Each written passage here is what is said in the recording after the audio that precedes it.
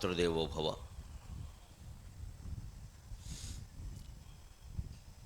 ఈ మధుర స్వరార్చనలు, ఈ కమనీయ కవిత్వ సంపదల్, అమ్మా, ఈ మధుర స్వరార్చనలు, ఈ కమనీయ కవిత్వ సంపదల్, ఈ మురిపాల దేవతలు, ఈ పదునారు మహోపచారముల్, ఈ మధుర స్వరార్చనలు, ఈ కమనీయ కవిత్వ సంపదల్, ఈ మురిపాల దేవతలు, ఈ పదునారు మహోపచారముల్, ఈ మమకార బంధములు, అమ్మ, ఈ మమకార బంధములు, ఈ నదులీ సరసుల్ సముద్రముల్,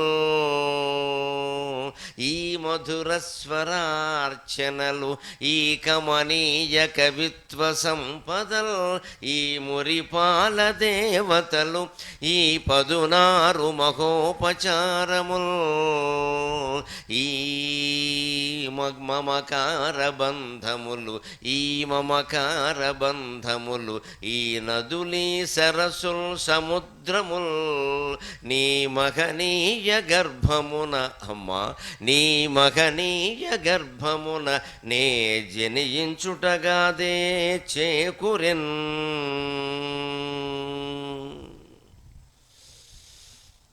భారతదేశంలో పుట్టబట్టి హిందూ ధర్మాన్ని అనుసరిస్తూ ఉండబట్టి మనకి కొన్ని అదృష్టాలు దక్కాయి. అందులో సంగీతం ఒకటి, సాహిత్యం ఒకటి, విగ్రహారాధన ఒకటి, దేవాలయాల్లో జరిగే ఉత్సవాలు ఊరేగింపులు ఒకటి. అందుకే ఈ మధుర స్వరార్చనలు ఎన్ని రకాలుగా సంగీతంతో భగవంతుణ్ణి అర్చించే అవకాశం. ఈ కమనీయ కవిత్వ సంపదలు, ఎంతోమంది కవులు, నన్నయ్య నుంచి నా వరకు ఉండేటువంటి కవులందరూ రాసినటువంటి మహాసాహిత్యము పద్యాల రూపంలో భగవంతుణ్ణి అర్చించడం. ఆ పైన ఈ మురిపాల దేవతలు, ఇటుపక్క శివుణ్ణి పెట్టుకున్నాం మనం, అమ్మవారిని, ఇటుపక్క ఆంజనేయ స్వామి పెట్టుకున్నాం. ఎక్కడా భేదం అనేది లేదు. నీ వస్తువు కూడా కార్యకర్తలు ఏర్పాటు చేసిన విద్యుత్ విగ్రహాలని చాలా భాగం చూశాను నేను. వినాయకుడు ఉన్నాడు, కుమారస్వామి ఉంది, అమ్మవారు ఉంది, లక్ష్మీదేవి ఉంది, వెంకటేశ్వర స్వామి ఉన్నాడు, అందరూ ఉన్నారు. మన హిందూ ధర్మంలో ఉండే విశేషమేది. దేవతా రూపాలు అనేవి ఒకే దేవుడికి అనేక రూపాలు తప్ప ఎంతోమంది దేవుళ్ళను ఆరాధించేటువంటి పిచ్చి సన్నాసులు కాదు హిందువులు. ఒకే దేవుణ్ణి మనం అనేక రూపాల్లో ఆరాధిస్తాం. ఎందుకు ఇన్ని రూపాలు అంటే మన మనస్సు ఎప్పుడు వైవిధ్యాన్ని కోరుతుంది. ఒక మనిషికి అనేక రకాల బంధాలు ఉన్నాయా లేదా? ఆయన ఒక అమ్మాయి అనుకుందాం, ఆ అమ్మాయి ఒకళ్ళకి కూతురు, పెద్ద అయిన తర్వాత ఒకరికి భార్య, ఇంకొకరికి తల్లి. ఈ బంధాలన్నీ ఉన్నాయా లేదా? ఈ కూతురు తండ్రిని కాదంటుందా, భర్తని కాదంటుందా, కొడుకుని కాదంటుందా, మనవాళ్ళని కాదంటుందా? ఈ బంధాలన్నీ ఉండాలి. కేవలం ఆ కూతురుగానే అలా ఉండిపోయింది అనుకోండి, సన్యాసం పుచ్చుకొని ఏమీ ఉండదు. నువ్వు అందమా, ఆనందమా, చందమా, ఏముంది కనుక? అలాగ ఒక మనిషికి ఇన్ని బంధాల ద్వారా ఒక ఆనందం ఏర్పడినట్టే ఆత్మకి కూడా అనేక రకాల బంధాల ద్వారా ఆనందం ఏర్పడాలి. కాబట్టి భగవంతుడు అనేక రూపాలు ధరించాడు. ఆయనే శివుడయ్యాడు, ఆయనే రాముడయ్యాడు, ఆయనే కృష్ణుడయ్యాడు, ఆయనే ఆంజనేయ స్వామి అయ్యాడు, ఆయనే వినాయకుడు, కుమారస్వామి, అయ్యప్ప స్వామి అన్నీ అయ్యాడు. రకరకాల యుగాల్లో, రకరకాల కాలాల్లో రకరకాల రూపాలు ధరించాడు. ఎందుకంటే ఆ కాలానికి ఆ ధర్మాన్ని కాపాడడానికి ఆ రూపం అవసరం కాబట్టి. మంచిది. అలాంటి అవతారాలలోనే చాలా ముఖ్యమైనటువంటి శివుడు రూపాన్ని, ఆంజనేయ స్వామి రూపాన్ని అటు ఇటు పెట్టుకుని పక్కనే మధ్యలో ఉండి మాట్లాడేటువంటి అవకాశాన్ని కార్యకర్తలు నాకు ఇచ్చారు. నాకు చాలా ఆనందంగా ఉంది ఈ సన్నివేశం. సాధారణంగా ఏదో దేవాలయంలోనే మాట్లాడినా కొంచెం దూరంగా ఎక్కడో ఉంటుంది. అలా కాకుండా ఇది చాలా ఆనందంగా ఉంది నాకు సన్నివేశం. ఇద్దరు దేవతలు మహానుభావులు, పైగా రుద్రవీర్య సముద్భవ అంటారు ఆంజనేయ స్వామిని. అందుకని శివుడి నుంచి ఆయన తత్వంతో ఆవిర్భవించిన వాడే ఆంజనేయ స్వామి. అటువంటి దేవాలయాల రెండింటి మధ్యలో ఉండి మాట్లాడేటువంటి అవకాశాన్ని నాకు ఇచ్చారు. చాలా సంతోషం.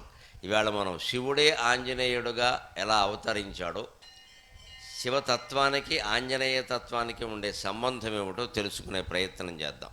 ఈ మధుర స్వరార్చనములు, ఈ కమనీయ కవిత్వ సంపదల్, ఈ మురిపాల దేవతలు, ఈ పదునారు మఖోపచారముల్, ఈ మమకార బంధములు, ఈ నదులీ సరసుల్ సముద్రముల్, ఈ నదులీ సరసుల్ సముద్రముల్, నీ మహనీయ గర్భమున నే జనియించుటగాదే చేకురెన్.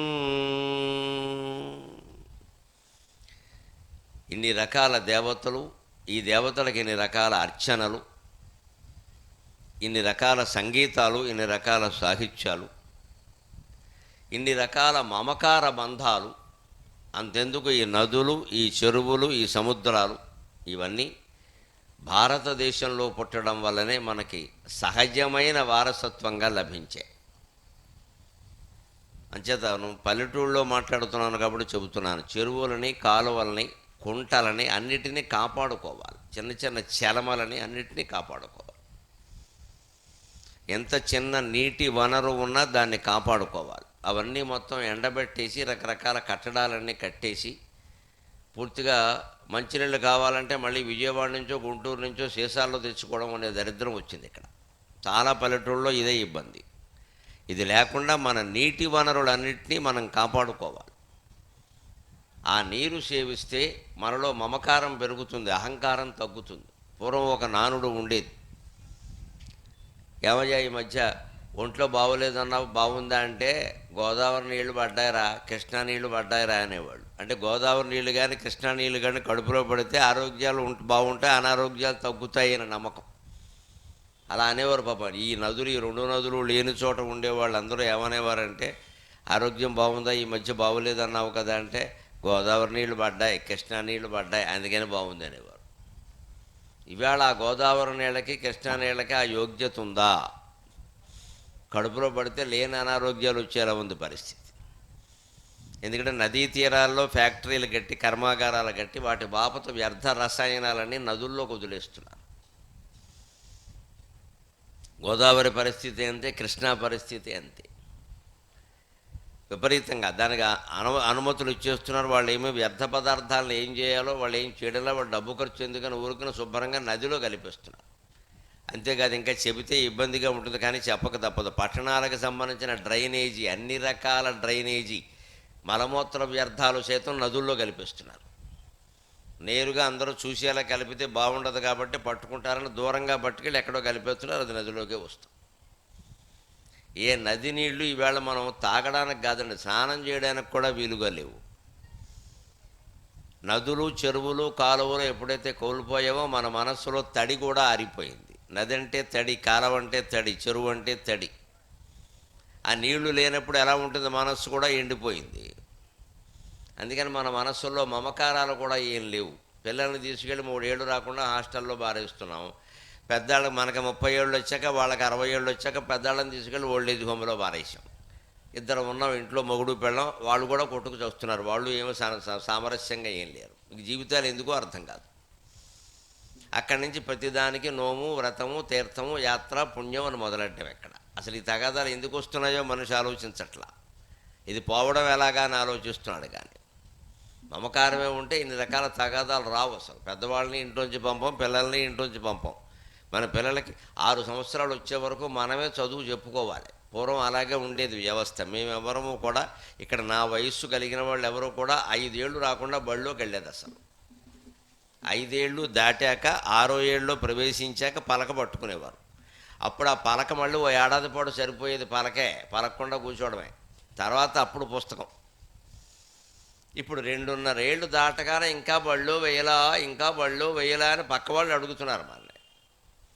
ఎందుకంటే వాడిని బళ్ళో బారేస్తే మన ఫోన్లు, మన యూట్యూబ్లు, మన టీవీలు మనం చూస్తూ కూర్చోవచ్చు, మనకు గొడవ లేదు. ఏమన్నా అయితే మాస్టర్లది పూచి.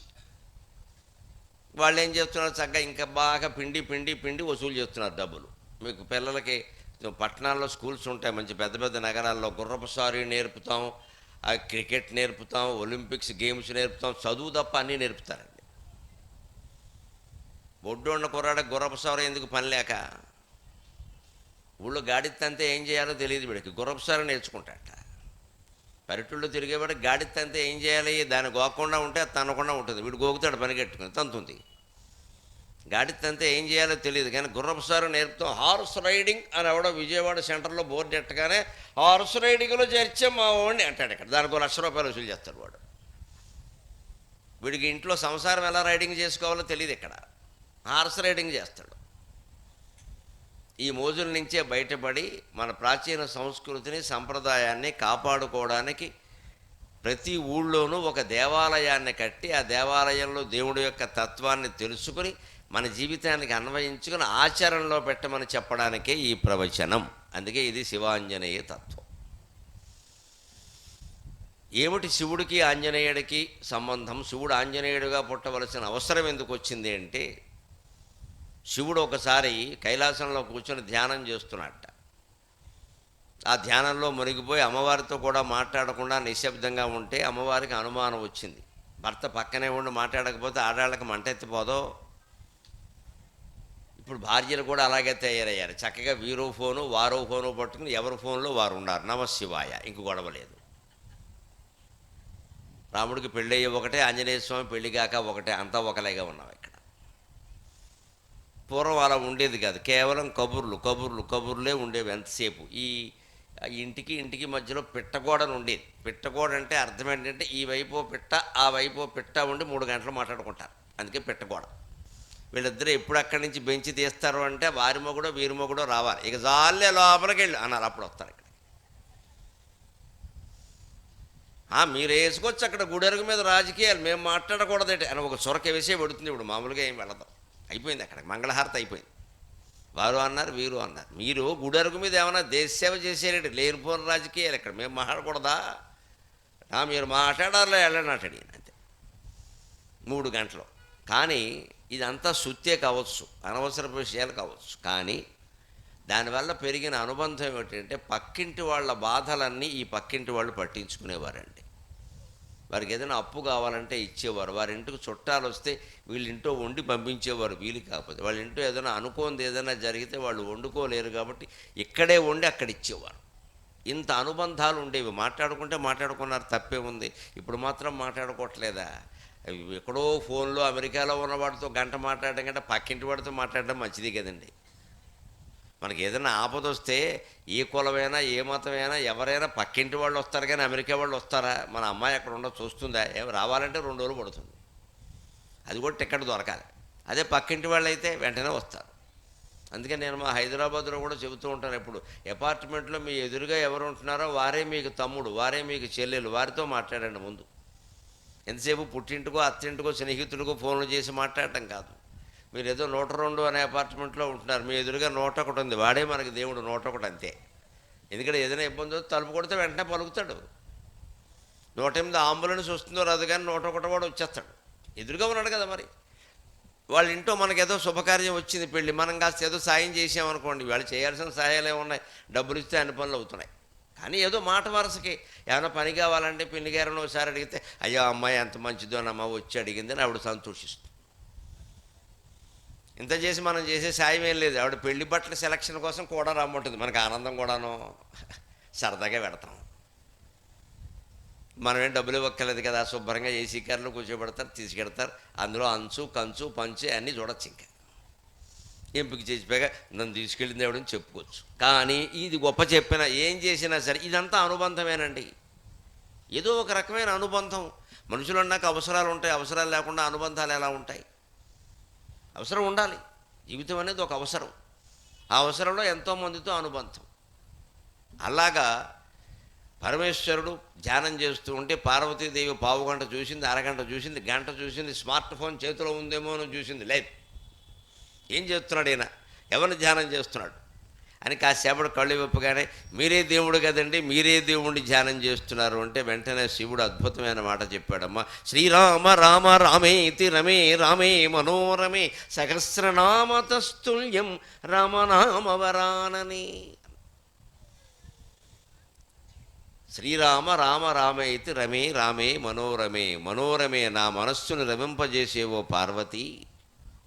రామే రమే, రాముని యందే నేను రమిస్తున్నాను. రాముణ్ణి గురించి ఆలోచించడం, రాముణ్ణి ధ్యానించడం, రామనామాన్ని స్మరించడమే నాకు బాగా ఇష్టం. శ్రీరామ రామ రామేతి, ఎప్పుడు రామ రామ రామ అంటూ ఉంటాను నేను. అదేమిటండి అంత గొప్పతనం ఉందా ఆ నామానికి అంటే? సహస్రనామతః తుల్యం సహస్రనామతస్తుల్యం. ఇది విష్ణు సహస్రనామాలతో సమానమైంది. విష్ణు సహస్రనామం ఒకసారి చదివితే మొత్తం 1000 నామాలు కలిపి ఒక్కసారి పారాయణ చేస్తే ఎటువంటి ఫలితం ఉంటుందో, రామ అని 2 అక్షరాలు పలికితే ఒక్కసారికి అంత ఫలితం ఉంటుంది. ఎందుకంటే విష్ణు సహస్రనామ పారాయణలో ఉండే, విష్ణు సహస్రనామాల్లో ఉండే అంతరార్థాల రహస్యాలన్నీ రాముడి జీవితంలో ఉన్నాయి. రాముడి జీవితంలో ఉన్నాయి. అందుకని రామ అనగానే రాముడి జీవితం గుర్తొస్తుంది మనకి.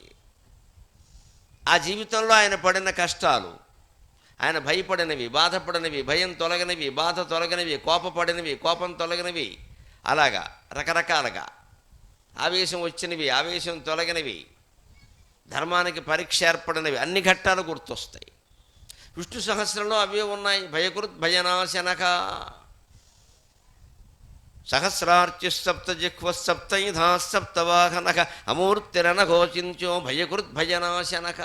భయకృత్ భయనాశనక అన్నాడు. భయం కలిగించేవాడు ఆయనే, భయం నశింపజేసేవాడు ఆయనే. దీనికి రామాయణంలో ఉంది. సుగ్రీవుడికి భయం వేసింది. ఎవరంటే? వాలంటే. ఎందుకని? వాలి కనపడితే చంపేస్తానడు. వాడు గొడవ వాడిది. సుగ్రీవుడు చేసిన అన్యాయం ఏమీ లేదు, కానీ కనపడితే చంపేస్తా అన్నాడు. అందుకని సుగ్రీవుడు వాలికి భయపడి ఋష్యమూక పర్వతం మీద దాక్కున్నాడు. ఋష్యమూక పర్వతం మీద ఎందుకు దాక్కున్నాడు? వాలి అంటే వాలి అక్కడికి వస్తే అతని తల బద్దలవుతుంది అని ఒక ఋషి శాపం ఇచ్చాడు. ఒక ఋషి శాపం ఇచ్చాడు, మతంగ మహామని. వాలి ఇక్కడికి వస్తే అతని తల బద్దలవుతుంది అని. ఆ విషయం సుగ్రీవుడికి తెలియడానికి ఏడాది పట్టింది. వాలికి శాపం ఉంది, వాడు రాని చోటు అనేది ఒకటి ఉంది అని అది తెలవకముందు ఆయన ఏం చేశాడు? మొత్తం భూమండలం అంతా తిరిగాడు. అందుకే సీతాదేవి అన్వేషణకి వానరులు బయలుదేరుతూ ఉంటే వానరులు 4 బృందాల కింద చేసి, తూర్పు బృందం, పడమర బృందం, ఉత్తర బృందం, దక్షిణ బృందం 4 బృందాలు చేసి నలుగురిని కూర్చోబెట్టి తూర్పున ఏ ఏ రాజ్యాలు ఉన్నాయో చెప్పాడు, పశ్చిమాన ఏ ఏ రాజ్యాలు ఉన్నాయో చెప్పాడు, ఉత్తరాన ఏ ఏ రాజ్యాలు నాగరికతలో వెలసెల్లాయో చెప్పాడు, దక్షిణాన ఏమున్నాయో చెప్పాడు. ఇవన్నీ నువ్వు ఎలా చెప్పగలిగావయ్యా అని రాముడు అడిగాడు. నువ్వేమైనా ఇంటర్మీడియట్లో జాగ్రఫీ, భూగోళ శాస్త్రం ఏమైనా చదివావా? ఎంత బాగా చెప్పేస్తున్నావు సోషల్ మాస్టర్ లాగా. ఎక్కడెక్కడ ఏ ఉందో అంటే అప్పుడు ఆయన అంటాడు, నాయన నీకేం తెలుసయ్యా, వాలి వెనకాల చంపేస్తాడేమో అన్న భయంతో తంతూ ఉంటే నేను భూమండలంలో తిరగని చూడట్లేదు, భయపడి భూమండలం అంతా ఉచితంగా విహారయాత్ర చేసేసానని చెప్పాడు. ఉచితంగా, రూపాయి ఖర్చు లేదు, కాలినడకనే మొత్తం. ఇప్పుడు ఏదో పాదయాత్ర నాన్న యాత్ర పడిపోతున్నారు, కానీ ఎవడైనా వెనకాల తరుగుతుంటే అందరూ పాదయాత్ర ఏం కర్మ, పరిగెట్టే యాత్ర కూడా చేస్తారు. పరిగెడుతున్నట్టు కూడా తెలియదు. ఇప్పుడు ఇంకా పదవి కోసం పాదయాత్రలు చేస్తున్నారు. అప్పుడు సుగ్రీవుడు చేసింది పదవి లేదు, ఏమీ లేదు, ప్రాణాలు కాపాడుకుందుకు పాదయాత్ర చేశాడు. అంతగా భూమండలం అంతా పరిగెత్తిన వాడు ఈ విషయం తెలియగానే ఋష్యమూకం మీద తలదాచుకుంటే వాలి అక్కడికి రాడు అన్న విషయం తెలియగానే ఆయన అక్కడ ఉండిపోయాడు. ఇంకా ఇంతకీ ఋష్యమూకం ఎక్కడుంది? సుగ్రీవుడి ఇంటికి, ఆయన ఉండే చోటుకి 10 గజాల దూరంలో ఉంది. 10 గజాల దూరంలో ఉంది. 10 గజాల దూరంలో తనకు సురక్షిత ప్రదేశం ఉంటే దాన్ని సుగ్రీవుడు అనేవాడు, వానర రాజ్యానికి రాజే అయినవాడు, మహామేధావి, బలవంతుడైన వాడు కూడా తెలుసుకోలేక ఏడాది పాటు భూమండలం అంతా పర్యటన చేసి ఏడాది తర్వాత ఎప్పటికో తెలుసుకున్నాడు. అలాగే మనం కూడా 10 గజాల దూరంలో కాదమ్మా, 10 అంగుళాల దూరంలో కాదు, 10 సెంటీమీటర్ల కంటే తక్కువ దూరంలో మన హృదయంలో ఉన్న భగవంతుడిని గుర్తించడం మానేసి చేతకాక కాశీ పెడుతున్నాం, రామేశ్వరం పెడుతున్నాం, పుష్కరాలకు ఎడుతున్నాం, పుణ్యాలకు ఎడుతున్నాం, అన్నిటికీ పెడుతున్నాం. ఇదే భయకృత్ భయనాశనక. నీ గుండెల్లో ఉన్న దేవుడు నువ్వు గుర్తుపట్టలేక మొత్తం దేశం అంతా తిరుగుతున్నావు. ఎక్కడ నేను మొత్తం అవన్నీ 12 ద్వాదశ జ్యోతిర్లింగాల్లో 11 చూసేసా, ఒక్కటే చూడలేని బెంగెట్టుకుంటాడు. ఇప్పుడు 11 చూసావు కదయ్యా, ఒక్కడు చూడకపోతే ఏమైంది? ఇది ఒకటి పెట్టేసుకుంటాడు మనసులో. చేదస్తం అంటారు దీన్ని. పోనీ 11 ఏమైనా తక్కువ? మీరు ఎక్కడికైనా వెళ్ళి మహిమ వినండి. ఈ క్షేత్రానికి వచ్చిన వారికి సమస్త పాపాలు కూడా వెంటనే పోతాయి, ఇంకా ఎవరు నీ దర్శించవలసిన అవసరం లేదు అని ఉంటుంది అక్కడ. మరి 11 ఎందుకు తిరిగే పని లేక? ఇదే వేసుకోవాల్సిన ప్రశ్న. బుర్రకి మట్టి పట్టినవ్వకూడదు, ఎప్పటికప్పుడు ప్రశ్నించుకోవాలి మనం ఏం చేస్తున్నామని. ఒక క్షేత్రానికి వెడితేనే మొత్తం పుణ్యం అంతా వచ్చినప్పుడు 11 ఎందుకు తిరిగావు? పొని తిరిగితే తిరిగావు, ఖాళీగా ఉన్నావు. యాత్రా స్పెషల్ వాళ్ళని పోషించడానికి తిరిగావు, ఆర్టీసీ వారిని ఉద్ధరించడానికి తిరిగావు, తిరుగు. ఒకటి తిరగలేకపోయావు, వృద్ధాప్యం వచ్చింది, మంచంలో ఉన్నావు, ఏమైంది ఇప్పుడు? ఊరుకోవచ్చు కదా. ఆ ఒకటి వెళ్ళలా ఒక్కటి చూసుంటే చచ్చిపోతాడు, ఇక్కడ ప్రాణం పోతుంది. ఇప్పుడు ఏమవుతాడో తెలుసా? ఆ క్షేత్రంలో ఆయన కుక్కై పుడతాడు. కర్మది, వాసన అంటే అది. అజ్జోళ్ళ అన్నవాడు అది ఎప్పుడు చూసేలాగా ఆ దేవాలయం చుట్టూ కుక్కై తిరుగుతూ ఉంటాడు, మనిషే పుట్టడు. ఇదే తాపత్రయం, ఇదే వాసన. ఈ వాసననే తగ్గించుకోవాలి. సుగ్రీవుడు ఎలాగైతే ఏడాది కాలమైనా తన దగ్గరలో ఉన్న ఋష్యమూక పర్వతాన్ని సురక్షిత ప్రాంతం ఉందని తెలియక భూమండలం అంతా తిరిగినట్టే మనం కూడా దేవుడు మన గుండెల్లో ఉన్నాడనే విషయాన్ని గుర్తించలేక ప్రపంచం అంతా తిరుగుతున్నాం. ఈ ఊళ్ళో వాళ్ళు ఆరాధించుకోవడానికి ఈ గుడి రెండు చాలు. ఇంక మీకు ప్రపంచంలో ఏ క్షేత్రమూ అవసరం లేదు. రోజు వచ్చి దండం పెట్టుకోండి. రారు. ఎప్పుడో ఇలాంటిది ఏదో పెట్టినప్పుడు ఉత్సవమో ఊరేగింపు ఉండి, అది కూడా ప్రసాదం పెడతారు, ఇంటికి కూడా పట్టుకెళ్ళచ్చు అంటే వస్తారు మహానుభావులు. నమస్కారం. వాళ్ళు ఇంటికి కూడా పట్టుకెళ్ళాలి. ఆ రోజు ఇంట్లో వంట మానేయాలి. అలా అంటే వచ్చి ప్రసాదాలు అయ్యేవారు వెళ్ళిపోతారు. ప్రసాదం కనుక పొరపాటున ముందు పెట్టారా అయిపోయినట్టే లెక్క, ఇంకెవడు ఉండడు ఇక్కడ. ఆ ప్రసాదం కాస్త పెట్టకపోతే మాత్రం ప్రసాదం పెట్టలేదు ఏమైపోతుందో అని బెంగెట్టుకుంటారు. మనం ఆ పిండితో చేసిన పదార్థాన్ని నమ్ముతాం, కానీ మన హృదయంలో ఉన్న భగవంతుడిని మనం నమ్మం. అందుకే శివుడు ఎక్కడికి వెళ్లకుండా కైలాసంలోనే కూర్చుని రామ రామ రామ అని రాముడి జీవితాన్ని, రామాయణ కథను స్మరించుకుంటూ ఉండిపోయాడు. పైగా అది విష్ణు సహస్రనామాలతో సమానం అన్నాడు. సత్కర్త సత్కృత సాధుర్జన్నుర్ నారాయణో నరక. సత్కర్త సత్కృతుడు ఇద్దరు విష్ణు స్వరూపాలే. అంటే ఇక్కడ ఏదో నేను ప్రవచనం చెబుతున్నాను, నాకేదో సత్కారం చేస్తారు, చేసేటువంటి వ్యక్తి కానీ చేయించుకునే వ్యక్తి కానీ ఇద్దరూ భగవత్ స్వరూపాలే. నేను చెప్పగలను కాబట్టి చెబుతున్నాను, ఆయన సత్కారం చేయగలరు కాబట్టి చేస్తున్నారు. వారు చెప్పలేనంటే నేను సత్కారాలు కూడా చేయలేను. మనకు పుచ్చుకోవడమే తెలుసు, ఇవ్వడం తెలియదు. ఒక్కో జాతకం అంతే. దానికేం పోయింది? బాగానే ఉన్నాగా, ఇద్దరు ఇచ్చేవాళ్ళు బాగానే ఉన్నారు, నేను బాగానే ఉన్నారు, నా పని నేను చేస్తున్నాను, ఆయన పని వారి పని వారు చేస్తున్నారు. కానీ ఇద్దరూ విష్ణు స్వరూపమే అని గుర్తించకపోతే ఏమవుతుందంటే ప్రమాదం. నేను ఇన్ని చోట్ల సత్కారాలు పొందా అనే గర్వం చేయించుకున్న వాడికి వచ్చేస్తుంది. నేను ఇంతమందికి సత్కారం చేశా అనే గర్వం చేసిన వాడికి వచ్చేస్తుంది. ఈ రెండు గర్వాలు రాకుండా ఉండాలంటే ఇద్దరూ భగవత్ స్వరూపమే అని గమనించాలి. తేడా అది. విష్ణు సహస్ర సారాంశం ఇది.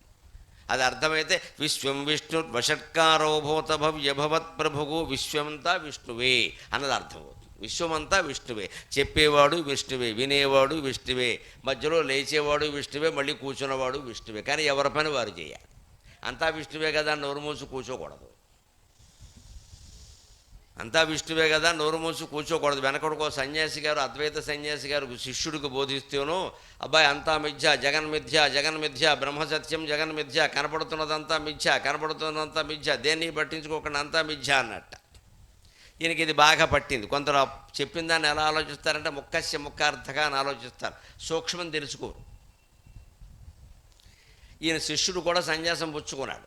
ఈయన దారి వెంట వెడుతున్నాడు. వెనకాల ఒక ఏనుగుకి పిచ్చెక్కింది, అది తరువుకుంటూ వస్తుంది.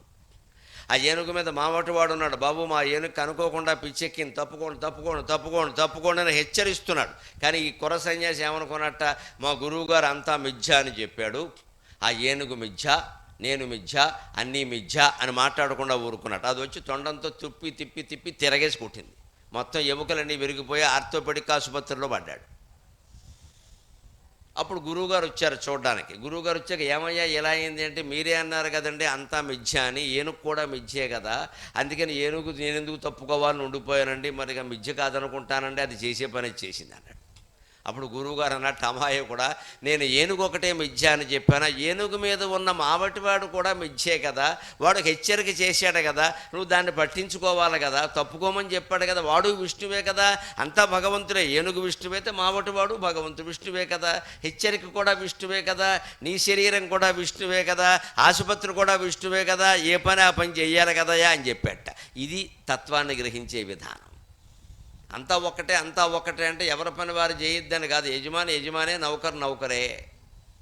నౌకరు ఏదైనా బాగా పనిచేసాడు అనుకోండి, యజమాని పిలిచి బాగుందిరా బ్రహ్మాండంగా పనిచేసావు అని ఒక 50 రూపాయలు చేతిలో పెడితే మా అయ్యగారు ఇచ్చారని సంతోషిస్తాడు, అంతే కదా. యజమాని నౌకరు ఒకటే అన్నాం కదా అని యజమాని గారి అమ్మాయికి పెళ్లి జరిగితే నౌకరు వచ్చి పెళ్ళి అయిపోయాక పెళ్లి బ్రహ్మాండంగా జరిపించారండి, ఈ 50 ఉండండి అంటే నౌకరు గోప బగల కొట్టేస్తాడు యజమాని, నువ్వు అడుగురా నాకు 50 ఇవ్వడానికని. చెడలేదా? యజమాని నౌకరు ఒకటి ఎలా అవుతారండి? యజమాని నౌకరిని మెచ్చుకోవడం వేరు, నౌకరు యజమానిని మెచ్చుకోవడం వేరు. నౌకరు యజమానికి వస్తే అయ్యగారు నమస్కారం అండి బాబు, ఎంతోమంది ఊళ్ళో పెళ్ళిళ్ళు చూసాం కానీ మన అమ్మాయి పెళ్లి జరిగినట్టుగా ఎవరిది జరగలేదండి, మర్యాదగా నలగని 50 రూపాయలు చేతిలో పెట్టబెట్టి టిప్పిస్తాడా? అదే 50 రూపాయలు యజమాని నౌకరికి ఇవ్వచ్చు, నౌకరు యజమానికి ఇవ్వకూడదు. యజమాని నౌకరు ఇద్దరు విష్ణు స్వరూపాలే, కానీ ఎవరి స్థాయిలో వారే ఉండాలి. మట్టి బొమ్మ మట్టి బొమ్మే, రాగి పాత్ర రాగి పాత్రే, బంగారం పాత్ర బంగారం పాత్రే. ఇక్కడ రాగి చెంబులో నీళ్లు పెట్టారు కాబట్టి నేను మీరు ఎవరు పట్టించుకోకపోయినా ఈ చెంబు తిన్నగా ఎవరిదో వారి ఇంటికి వెళ్ళిపోతుంది. ఇక్కడ బంగారం చెంబుతో పెట్టారనుకోండి, ఏమో నన్ను నమ్మలేము ఎవరిని నమ్మలేము. తేడా లేదా? బంగారము రాగి అన్ని లోహాలేనండి, అన్నీ మట్టిలోంచి వచ్చినవే. అంచేతనే మానవ లోకంలో మనం ప్రవర్తించేటప్పుడు ఎప్పుడు ఎవరి బాధ్యతలు వారు చేయాలి, ఎవరి పరిమితిలో వారు ఉండాలి, ఉంటూనే అంతా ఒక్కటే అని గ్రహించాలి. అది అద్వైతం. అలా శివాంజనేయుల మధ్యలో ఉండే అద్వైతాన్నే మనం చర్చించుకుంటున్నాం. అందుకే నామాలతో సమానమైన తత్వం అంతా రామాయణంలో ఉంది. రామాయణ సారమంతా రామ అనే 2 అక్షరాల్లో ఉంది. అందుకని శ్రీరామ రామ రామేతి రమే రమే మనోరమే సహస్రనామతస్తుల్యం రామనామ వరాననే. అందుకని రామ అనే 2 అక్షరాలు స్మరిస్తే విష్ణు సహస్రనామం చదివినట్టే అని చెప్పాడు శివుడు. ఆయన దానితో సరిపోక అంతకుముందే యుగయుగానికి రామాయణం జరుగుతూనే ఉంది కాబట్టి ఆయనకి రాముడికి సేవ చేయడం కోసం ఒక సేవకుడుగా పుట్టాలి అనే కోరిక కలిగింది శివుడికి. రాముడు అంటే అంత భక్తి శివుడికి. రాముడు అటువంటి వాడు, మానవుడుగా పుట్టినవాడు. శివుడు సైతం నిరంతరం ఆరాధించే దేవుడు కాగలిగాడు అంటే మీరే ఆలోచించండి, దేవుడు గొప్ప మానవుడు గొప్ప? మానవుడే గొప్ప, మానవుడు దేవుడు అవుతాడు ఖచ్చితంగా. మానవుడే గొప్ప. ఊరికే దేవుడు దేవుడు అంటాం కానీ ఆ దేవుడు ఏం కోరుకుంటున్నాడంటే ఉత్తమమైన మానవుడిని మించిన దేవుడు లేడు రా అబ్బాయి అని చెబుతున్నాడు. మనం ఆలోచించాలి, ఏ విగ్రహాలు ఎంతమంది పెట్టినా ఆలోచించండి. మనుషులు ప్రతిష్ఠ చేసిన విగ్రహం దేవుడైతే దేవుడు ప్రతిష్ఠ చేసిన మనిషి ఎందుకు దేవుడు కాడండి? ఆలోచించండి. సాటి మనిషిని అవమానిస్తాం మనం, గుళ్ళు గోపురాలు మాత్రం కట్టేస్తాం. ఇక్కడ సాటి మనిషిని కులం పేరు మీద, మతం పేరు మీద, ప్రాంతం పేరు మీద, లేకపోతే ఆడ మగ పేరు మీద ఏదో రకంగా అవమానిస్తాం. ఈ అవమానించడాలు మాన్నంత వరకు మన గుళ్ళోకి వచ్చే అర్హత లేదు అసలు. ఎంత గొప్ప విగ్రహాలు ఎక్కడి నుంచి తెచ్చినా మనుషులే కదా ప్రతిష్ఠ చేసింది. మనుషులు ప్రతిష్ఠ చేసిన విగ్రహం దేవుడు అయినప్పుడు దేవుడు స్వయంగా ప్రతిష్ఠించాడండి మనిషిని. దేవుడు వల్లే మనిషి పుట్టాడని వేదంలో ఉంది. బ్రాహ్మణోస్య ముఖమాసీత్ బాహూరాజన్యకృత ఊరూతశ్చేద్వైశ్యక పద్భ్యాగం శూద్రో అజాయత. స్పష్టంగా ఉంది. అన్ని వర్ణాల వారు భగవంతుని యొక్క దేహం నుంచే పుట్టారు, అంతా భగవత్ స్వరూపులేని. మరి మనిషి దేవుడు ప్రతిష్ఠ చేసినట్టే కదా మనిషిని. సాటి మనిషిని ఎలా అవమానిస్తామండి? ప్రత్యేకించి ఎవరిని నెత్తి మీద ఎక్కించుకోవక్కర్లేదు, అగౌరవించకుండా ఉంటే చాలు. వాళ్ళ పని వాళ్ళు చేస్తారు, సంతోషించు, నచ్చితే 10 రూపాయలు చేతిలో పెట్టి వెళ్ళిపోమని చెప్పు. తోలనాడి మాట్లాడకూడదు ఎవరిని కూడా. ఆర్థికంగా పేదవాళ్ళు కదా అని అవమానించకూడదు, కులం పేరు మీద అవమానించకూడదు, మతం పేరు మీద, ప్రాంతం పేరు మీద, స్త్రీ పురుష భేదం పేరు మీద కూడా అవమానించకూడదు. ఆ ఆడాళ్ళు మీకు ఏం తెలుసు అని శతాబ్దాల తరబడి అన్నారు. అందుకే ఇప్పుడు మొత్తం ఆడాళ్లే పెత్తనం చేస్తున్నారు. మొగాళ్ళకి ఏం తెలుసు అనే ధోరణ తయారైంది. ఇంకా పల్లెటూళ్ళు ఎలా ఉన్నాయో నాకు తెలియదు. హైదరాబాద్లో అయితే ఆడాళ్ళదే పెత్తనం మొత్తం. అసలు మన రాష్ట్రం పేరే ఏపీ అంటే ఆడపెత్తనమే అయింది కదండి. బాగా చేశారు పెత్తనం. ఆడవాళ్ళకి చదువులు లేకుండా చేశారు, ఇంట్లోంచి బయటికి లేకుండా చేశారు. ఇప్పుడు మొత్తం వాళ్ళే ఊరేగుతున్నారు దేశం అంతా. అయింది కదా. ఇదివరకు కొన్ని కులాలు పెత్తనం చేసే మొహమాటం లేకుండా మాట్లాడుకుంది. ఇప్పుడు అవన్నీ వెనక్కి వెళ్ళిపోయి ఇప్పుడు వేరే కులాలు వచ్చి పెత్తనం చేస్తున్నాయి. ఇప్పుడు ఇదివరకు మగపిల్లాడు అనగానే ఆ మగపిల్లాడు తల్లి అనగానే అత్తగారు అత్తగారు అత్తగారు అబ్బో మగపిల్లాడు తల్లి అని కళ్ళకు కాసులు అద్దాలి, మొహానికి మొహిరీలు అద్దాలని ఓ పుస్తకాల్లో రాశారు. ఇప్పుడు ఆడపిల్ల తల్లికి పెరిగింది ప్రాధాన్యం. నేను ఎవరు మా అమ్మాయిని అని చెబుతుంది అంతే. మారిపోయింది ప్రపంచం. చూసుకోండి, ఆడపిల్ల పెడుతున్నారు ఇప్పుడు నెట్లో షరతులో. పెళ్ళయిందంటే అత్తగారు ఉన్నాను వీల్లేదు, ఇంట్లో బయటకు వచ్చేవలసిందే. ఆడపిల్లల తల్లు షరతులు పెడుతున్నారు ఇప్పుడు. మా అమ్మాయిని ఇవ్వను నేను. మిక్సీ ఉందా, గ్రైండర్ ఉందా, ఫ్రిడ్జ్ ఉందా, మామూలు ఫ్రిడ్జ్ కాదు, అమెరికా అంత ఫ్రిడ్జ్ ఉండాలి. అవన్నీ ఉంటేనే కాపురాన్ని పంపుతారు, లేతలేదు. మారిపోయింది. ఇది ఎవరిని అనుకోవాల్సిన పని లేదు. పూర్వం వాళ్ళు చేశారు, ఇప్పుడు వీళ్ళు చేశారు. పూర్వం కొన్ని కులాలు చేసి ఇప్పుడు కొన్ని కులాలు చేస్తున్నాయి. పూర్వం మగాళ్ళు చేశారు, ఇప్పుడు ఆడాళ్ళు చేస్తున్నారు. ఏదైనా ఒకటే, మనం ఆలోచించాల్సింది ఒకటే. అసలు ఎవరూ పెత్తనాలు చేయకుండా, ఎవరికి ఎవరూ బానిస కాకుండా, ఎవరి ధర్మాన్ని వారు నిర్వర్తిస్తూ మనం సంసారాలు చెయ్యలేమా? ఎప్పుడు ఎవరో ఒకరు పెత్తనం చేయాలా, గ్రామంలో కానీ కుటుంబంలో. అసలు ఈ పెత్తనం అనేది అహం అనేది నుంచి వచ్చింది, అహంకారం. ఆ అహంకారం తొలగిపోవడానికే ఈ ప్రవచనం. నేను అనేది పోతే తప్ప నాది అనేది పోదు. నేను నాది అనే రెండూ పోతే తప్ప మనం మనశ్శాంతిగా ఉండలేము. జీవితాంతం దుఃఖపడుతూనే ఉంటాం. పెత్తనం చేసేవాళ్ళు కూడా దుఃఖపడుతూనే ఉంటారు. ఎందుకంటే ఓసారి పెత్తనం చేశారంటే ఎప్పుడూ చెయ్యాలనే కోరుకుంటారు. ఎప్పుడూ సాధ్యం కాదు. ఎవరో ఇంకొకళ్ళు వస్తారు, వెంటనే వీళ్ళకి బాధ. పదవులు పీఠాలు గమనించండి, ఎప్పుడు ఒకళ్ళే ఉంటారా, మారిపోతూ ఉంటారు. పైవాడు కిందికి వస్తాడు, కిందివాడు పైకి ఎడతాడు. దానికి తట్టుకునే శక్తి లేకపోతే తట్టుకోలేవు. అదే రామాయణం. ఆయన పిలిచి పట్టాభిషేకం అని చెప్పారు పొద్దున్న, రాత్రి పిలిచి వనవాసం అన్నారు. రెండు తట్టుకున్నాడు ఆయన. పట్టాభిషేకం చేసినప్పుడు ఎంత ఆనందంగా ఉంటాడో వనవాసంలోనూ అంతే ఆనందంగా ఉన్నాడు. అంచేతన రామకథ విన్నా, హనుమత్తత్వం తెలుసుకున్నా మన జీవితాల్లో స్థిరత్వం ఏర్పడుతుంది, మనశ్శాంతి కలుగుతుంది. అందుకోసం హనుమంతుడుగా రాముడికి సేవ చేసి దేవుడికి జీవుడికి మధ్యలో కూడా భేదం లేదని తెలియజేయడం కోసం పరమశివుడు ఆంజనేయుడుగా అవతరించాడు. ఒక కళ శంభుని విడిచి ఉర్విని చేరెను రమనామమై. ఒక కళ శంభుని విడిచి ఉర్విని చేరెను రమనామమై. ప్రకట విషమ్ములంకయై భగ్గున మండె కపీశ దృష్టికిన్. ప్రకట విషమ్ములంకయై భగ్గున మండె కపీశ దృష్టికిన్. సకలము రమనామగత సారము, సకలము రమనామగత సారము. హారమునొల్లడయ్యి హారమునొల్లడయ్యే ఎంచక భవవారిధిన్ గడచే, ఎంచక భవవారిధిన్ గడచే. జన్మము ధన్యము వాయుసూతికిన్, జన్మము ధన్యము వాయుసూతికిన్. రుద్రవీర్య సముద్భవః అని ఆంజనేయ స్వామి సహస్రనామాల్లో ఉంటుంది. శివుడు తేజస్సు నుంచి నువ్వు పుట్టావయ్యా. ఒక కళ శంభుని విడిచి ఉర్విని చేరెను రామనామమై. ఇష్టదేవం అనేటువంటి కావ్యంలో ఆంజనేయ స్వామి మీదనే రచించిన పద్యం ఇది. ఒక కళ, అద్భుతమైన దైవ కళ ఈశ్వరుణ్ణి విడిచిపెట్టి భూమి మీదకి వచ్చింది. అదే రామనామం రూపంలో వచ్చింది, అదే ఆంజనేయుడు. శివుడి కంఠంలో విషం ఉంటుంది కదా, ఆ విషం ఏమైంది మరి? శివుడు కిందికి వస్తే విషం కూడా కిందికి రావాలగా. ప్రకట విషము లంకయై భగ్గున మండే కపీశ దృష్టికి. నా విషమే లంక, అందుకే హనుమంతుడు దాన్ని దహనం చేశాడు. విషం లంక ఎందుకేంది? విషం శివుడు దాగినప్పుడు ఏం చేశాడు? లోపలికి మింగలేదు, బయటికి కక్కలేదు. ఎందుకంటే శివుడు సర్వాంతర్యామి, భగవంతుడు సర్వాంతర్యామి.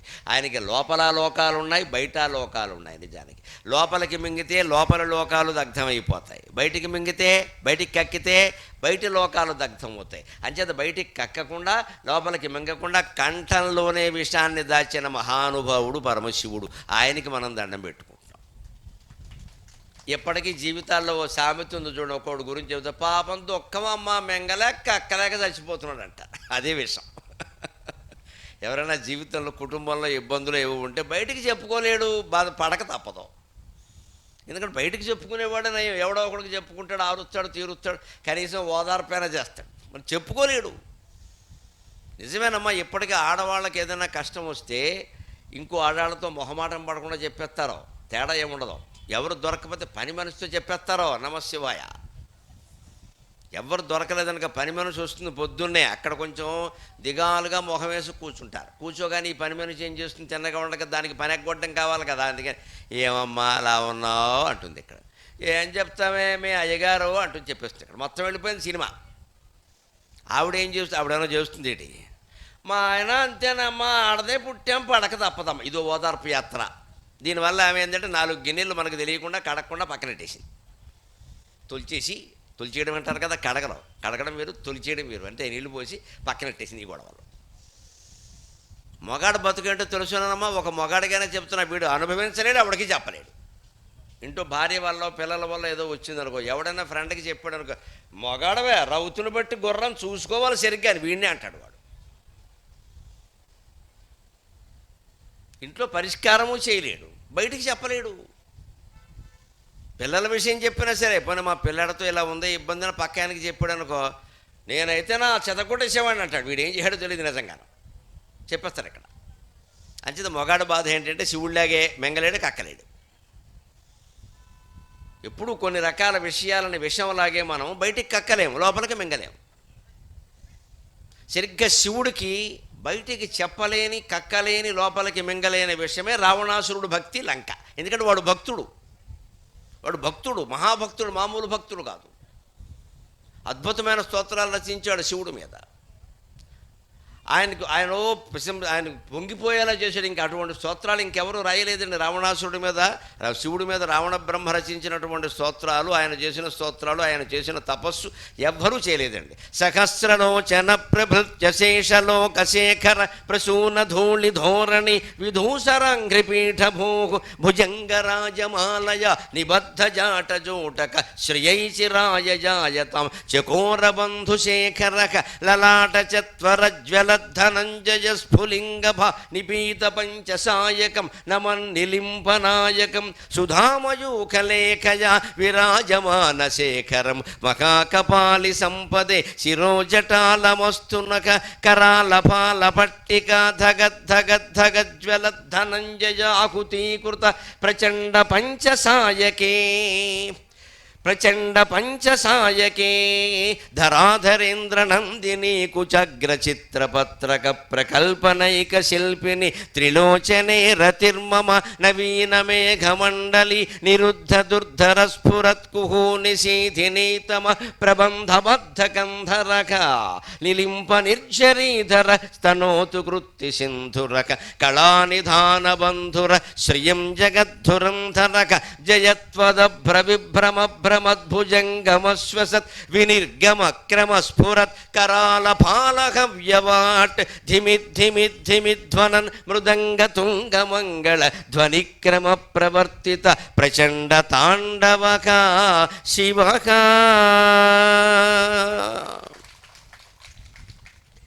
ఇంత అద్భుతమైన భక్తి, అర్థం కాని భక్తి. అందుకే శివుడు రావణాసురుడు విషయాన్ని మెంగలేడు, కక్కలేడు.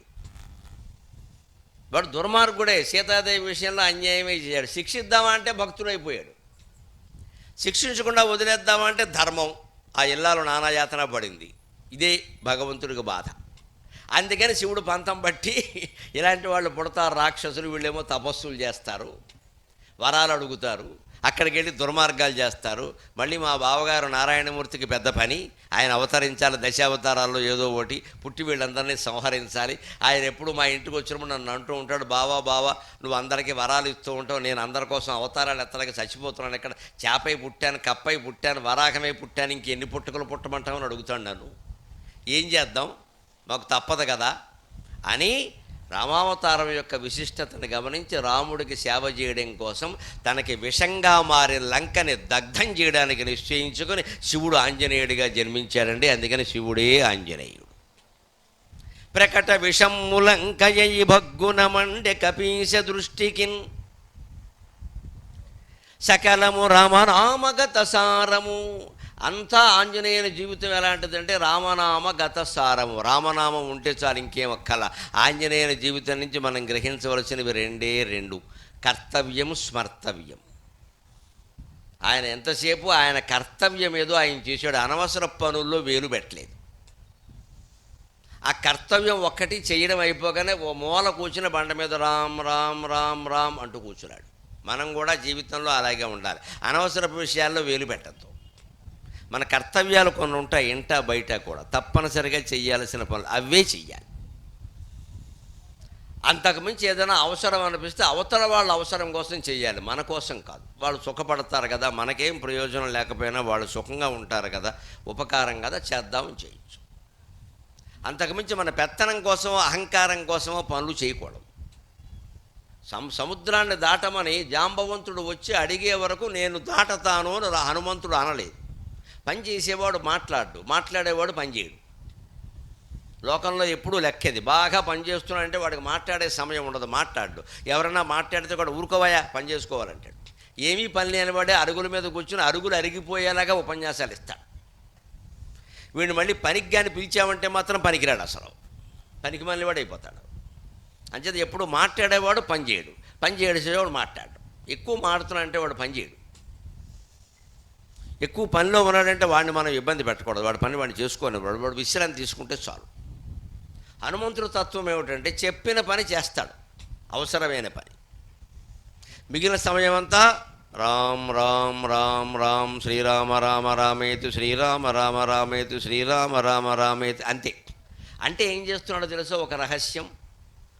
ఆయన పని చేయడానికి తగిన శక్తిని ఆయన తపస్సు ద్వారా పొందుతున్నాడు. ఛార్జింగ్ ది బ్యాటరీ అంటారు దీన్ని. మనం కూడా జీవితంలో కొన్ని క్లిష్ట సమస్యలను ఎదుర్కోవాలంటే జపం చెయ్యాలి. ఇంటి దగ్గర కనీసం పొద్దున్న అరగంట, సాయంత్రం అరగంట కేటాయించుకుని జపం చెయ్యాలి. చిన్న పెద్ద, ఆడ మగ, కులము మతం ఏ భేదము లేదు, దీనికి అందరూ చేయొచ్చు. ఏ ఆరాధన మీకు ఇష్టమైతే ఆ ఆరాధన చేయొచ్చు. నమ శివాయ, నమో నారాయణాయ, శ్రీమాత్రే నమః ఇలాంటి మంత్రాల్లో ఏదైనా పర్వాలా. శ్రీరామ జయ రామ జయ జయ రామ, శ్రీ ఆంజనేయం ప్రసన్నాంజనేయం, ఓం నమో వెంకటేశాయ, ఓం నమో భగవతే వాసుదేవాయ, ఏదైనా సరే వదలకూడదు. దేవుడు కరుణించే వరకు కాదు, కనిపించే వరకు వదలకూడదు. నిజం చెప్పాలి, కరుణించడం కాదు, కనిపించాలి, అంతవరకు వదలకూడదు. అంత పట్టుదలగా చేయాలి జపాన్ని.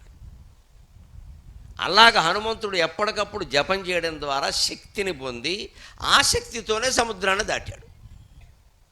ఆయన ఇది నా శక్తి కాదు, రామశక్తి అని చెప్పాడు స్పష్టంగా.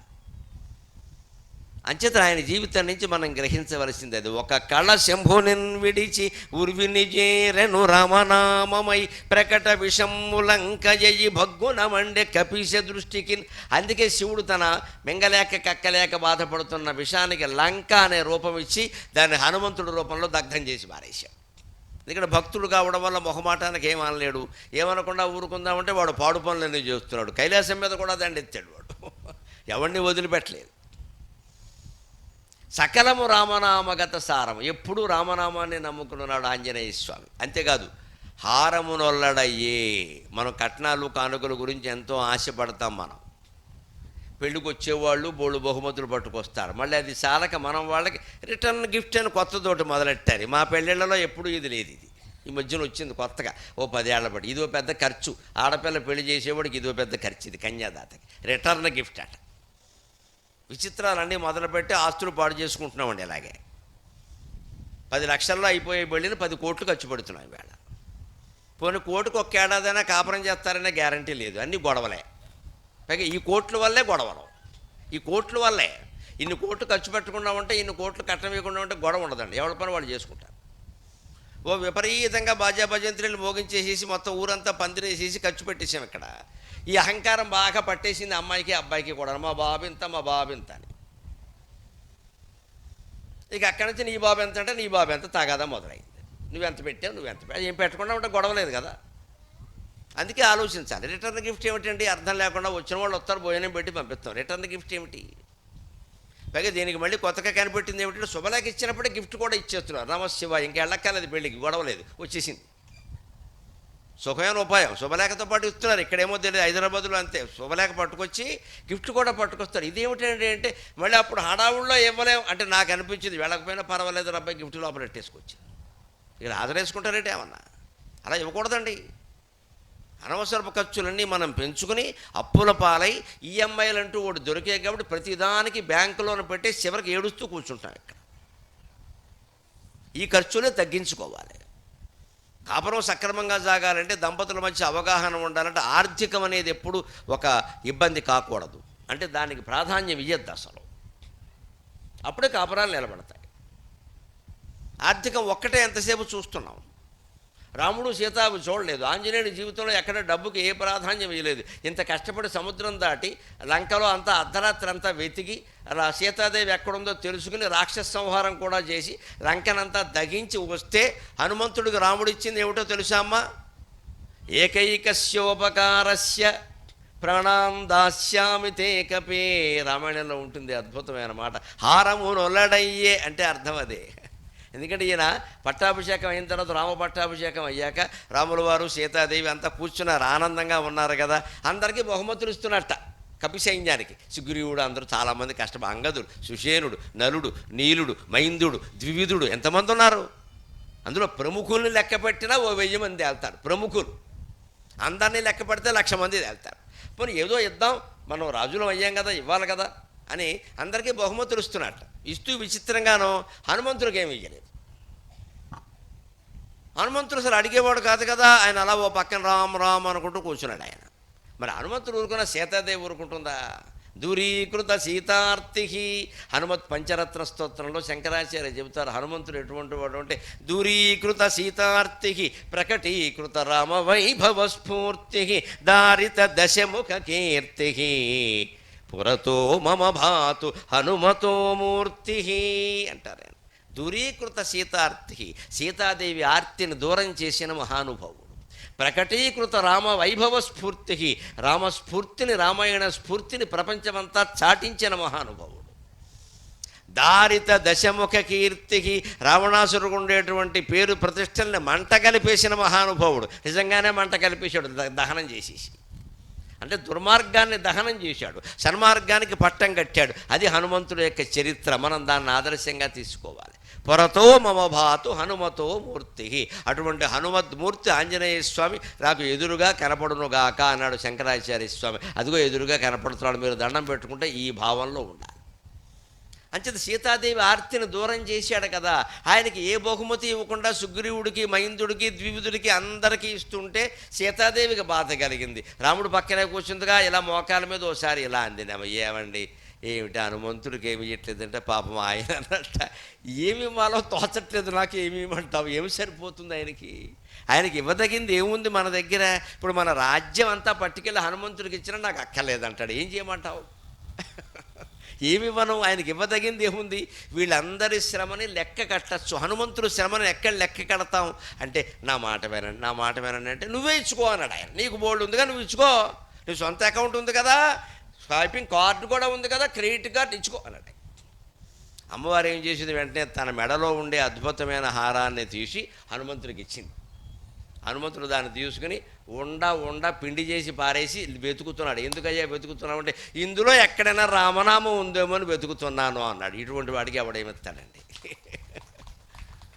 ఇందులో ఎక్కడైనా రామనామం ఏమిటయ్యా బాబు? అది బంగారపు హారం. మా అత్తింటి వారు దశరథ మహారాజు నాకు ఎంతో పెళ్ళైన కొత్తలో ప్రేమతో చేయించాడు, కొత్త కోళ్ళ అని. ఆ హారం నీకు ఇచ్చాను, దాని నిండా నవరత్నాలు ఉన్నాయ్యా, మాణిక్యాలు, వజ్రాలు, వైడూర్యాలు అన్నీ ఉన్నాయి. అవన్నీ నాకెందుకమ్మా? సకలము రామనామగత సారము హారము నొల్లడయ్యే. ఇందులో ఎక్కడా వెతుకుతుంటే రామనామం కనపట్టలేదా అంటే అర్థం ఏంటమ్మా? అవన్నీ ఆయన నిజంగా వెతికాడని, ముక్కలు చేశాడని, అందులో రామనామం లేదని ఆ మాత్రం ఉండదు.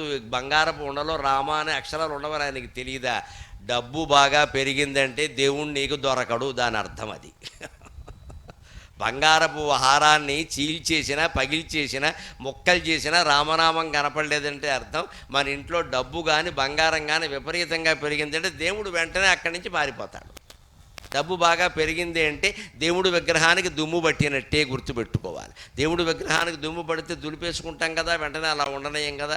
డబ్బు బాగా పెరుగుతోందన్నా సరే దాన్ని మనమే తగ్గించుకోవాలి. మనమే ఇన్కమ్ ట్యాక్స్, ఆదాయ పన్ను వేసుకుని ఇలా ఆలయాలు కట్టడానికి, ఇలా కార్యక్రమాలు పెట్టడానికి, ప్రజలని ఆధ్యాత్మికంగా చైతన్యవంతుల్ని చేయడానికి ఆ డబ్బుని వినియోగం చెయ్యాలి. అలా ఖర్చు పెట్టాలి డబ్బుని. ఒక్కరికి చప్పట్లు కొట్టాలి అనిపించట్లా, నచ్చదు ఈ మాట. బాగా సంపాదించుకోండి, ఈ గుళ్ళోకి వెడితే ₹1,00,000 వస్తాయి, ఈ గుళ్ళోకి వెడితే ₹1,00,00,000 వస్తాయంటే నాకు కూడా ₹1,00,000 వస్తారు. బాగా చెప్పారు, ఎంత బాగా చెప్పారు అని. సంపాదించుకోవడం కావాలి, ఎంతసేపు మనకి దానం వేయడం నచ్చదు. కానీ నేను చెప్పను, నా బుద్ధి అంతే. ఏం చేసినా ఏం చేయకపోయినా సత్యం చెప్పడమే అలవాటు, ధర్మం చెప్పడమే అలవాటు. కాకాలు పడ్డం, ప్రలోభాలకు లొంగడం హనుమంతుడు నాకు నేర్పలేదు, మా అమ్మ అసలే నేర్పలేదు. అంచేది ఖచ్చితంగా చెబుతున్నా, డబ్బు పెరిగింది అంటే మన డబ్బును మనమే పెరిగిన జుట్టు చికాకెత్తి కటింగ్ చేసుకున్నట్టే డబ్బుని మనమే కటింగ్ చేసుకోవాలి. డబ్బు పెరిగింది అంటే ఇంట్లో పిల్లలు చెడిపోతారమ్మా, పిల్లలు చెడిపోతారు. మీరంతా చాలా కష్టపడి సంపాదిస్తారు. పాలమ్మి, పెరుగమ్మి, పుల్లమ్మి, పిడకమ్మి, నానా యాతనలో పడి సంపాదించి ఎకరాలు కొంటారండి. మన పిల్లలు తక్కువ వాళ్ళు కాదు కదా, పనికిమాలిన హీరోని పెట్టి సినిమా తీస్తాడు, హైదరాబాద్ వెళ్ళిపోయి. మొత్తం శ్రీమద్రమ సర్వమంగళ నామా సీత అయిపోయింది. ఎందుకు సినిమా తీస్తారంటే హీరోయిన్ గారి నడుము మీద ఈయన చెయ్యడం కోసం తీస్తాడు. చెయ్యేమో ఈయనేసాడు, ఆస్తి ఏమో తండ్రిది పోయింది, పెట్టుబడి ఏమో తండ్రిది. చెయ్యేసి హీరోయిన్తో ఆడుకునేవాడు కొడుకు, దరిద్రం అంటారు దీన్ని. అటువంటిప్పుడు గట్టి తండ్రి నా బోటుగాడైతే ఏం చెప్తారంటే, ఒరే నేనే తీసి నేనే హీరో వేస్తాను రా. 70 ఏళ్ళ హీరోలు మనకు లేరేటి ఇక్కడ ఉన్నారు. అందుకే నేనే ఆ చెయ్యేదో నేనే వేస్తాను రా, 10 ఎకరాలు పోతే పోనీ హీరోయిన్ నడుము మీద చెయ్యేసిన ఖ్యాతి అనేది దక్కుతుంది కదా అని చెప్పి కొడుక్కి చెబితే ఎప్పుడు సినిమా తీయండి. అలా చెప్పండి గట్టిగా.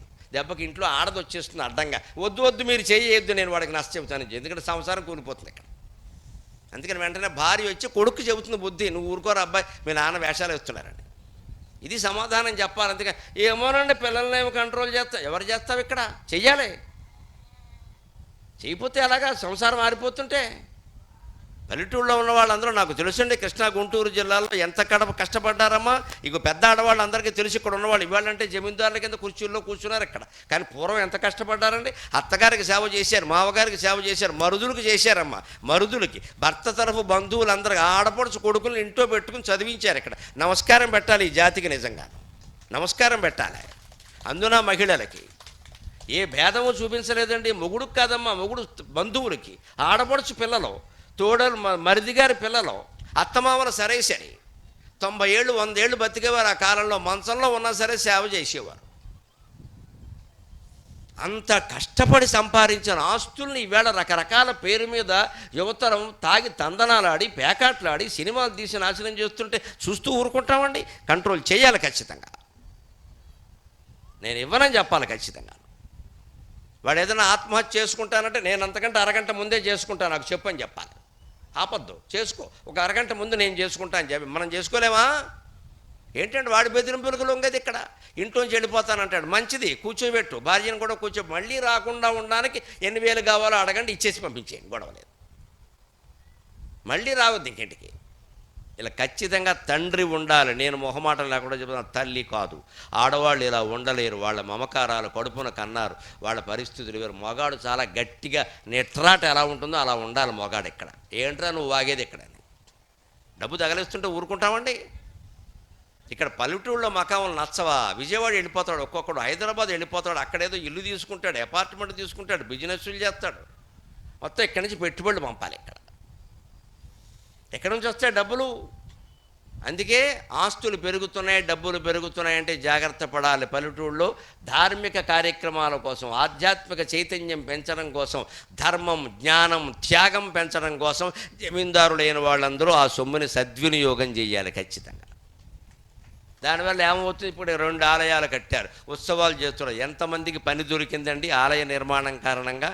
శిల్పులు, సిమెంట్ తాపీ మేస్త్రీలు, కూలివాళ్ళు, పందిళ్ళు వేసేవాళ్ళు, ఈ కరెంటు దీపాలు పెట్టేవాళ్ళు, ఇక్కడ ఉత్సవాలు వస్తే అన్నదానం చేసేవాళ్ళు, వండేవాళ్ళు, వడ్డించేవాళ్ళు, కూరగాయలు పండించేవాళ్ళు. ఎంతమందికి ఉపాధి అండి ఇది? ఎంతమందికి? ఊరందరికీ ఒక్క జమీందారు ఒక్కడుంటే ఊరందరికీ ఉపాధి కల్పించవచ్చునమ్మా, ఊరందరికీ. ఆయన త్యాగమూర్తి అయితే చాలు. నా పిల్లలన్నీ ఏడవకుండా త్యాగమూర్తి అయితే చాలు, ఇంకేం అక్కర్లేదు. ఊరంతా నా పిల్లలేనండి, జమీందారని నాకు ఇంకేం, ఊరికి జమీందారంటే ఇంకేంటండి, నేను సర్పంచ్ని, నేను మున్సిపల్ని పోజుకోవటం ఏంటి? ఊరంతా నీ పిల్లలే. ఊరందరినీ పిల్లలుగా భావించిన వాడే సర్పంచ్ కదా, ఊరికి పదవిలో ఉన్నవాడా. దానికి హనుమంతుడి జీవితమే ఉదాహరణ. అందుకే నేను హారము నొల్లడ, ఎంత హారము ఇస్తే నాకు అక్కర్లేదు బొమ్మన్నాడు అంటే అర్థం ఏంటి? బంగారము డబ్బు ప్రధానం కాదు, రామనామం ప్రధానం. అందుకే అప్పుడు రాముడు ఏం చేశాడో తెలుసా? ఆశ్చర్యపోయాడు. దీనికి సీతాదేవి ఇచ్చింది, ఈయన ఇల్లు బంగారంగా ఏమిస్తే పుచ్చుకోడని దగ్గరికి వెళ్ళి అన్నట్ట, ఏకైకస్యోపకారస్య ప్రాణాం దాస్యామి తే కపే, ఏకైకస్యోపకారస్య ప్రాణాం దాస్యామి తే కపే. రామాయణంలో ఉంటుంది అద్భుతమైన మాట. ఏకైకస్యోపకారస్య ప్రాణాన్ దాస్యామి తే కపే శేషస్యేకోపకారాణం భవామరుణినో వయం. కపీశ్వర, హనుమంతుడా, నువ్వు చేసిన ఒక్కొక్క ఉపకారానికి ఒక్కొక్క ప్రాణం ఇచ్చేయాలయ్యా, ఇంకా నా దగ్గర ఇంకేం లేదు. అసలు అక్కడ సీతను దాటడానికి నిశ్చయించుకుని ఉంగరం తీసుకున్నావు, అందుకో ప్రాణం ఇచ్చేయాలి నీ నమ్మకానికి. సముద్రం దాటావు, అందుకో ప్రాణం ఇచ్చేయాలి. అక్షకుమారుణ్ణి రాక్షసుల్ని సంహరించి అశోకవనాన్ని ధ్వంసం చేసావు, మూడో ప్రాణం దానికి ఇచ్చేయాలి. అర్ధరాత్రి ఎంత ఇబ్బంది, ఎవరైనా చంపేస్తారేమోనే భయం కూడా లేకుండా రావణాసురుడు అంతఃపురంలో వెతికి సీత దొరక్కపోతే అశోకవనంలో సీతను చూసావు, అందుకు నాలుగో ప్రాణం ఇచ్చేయాలి.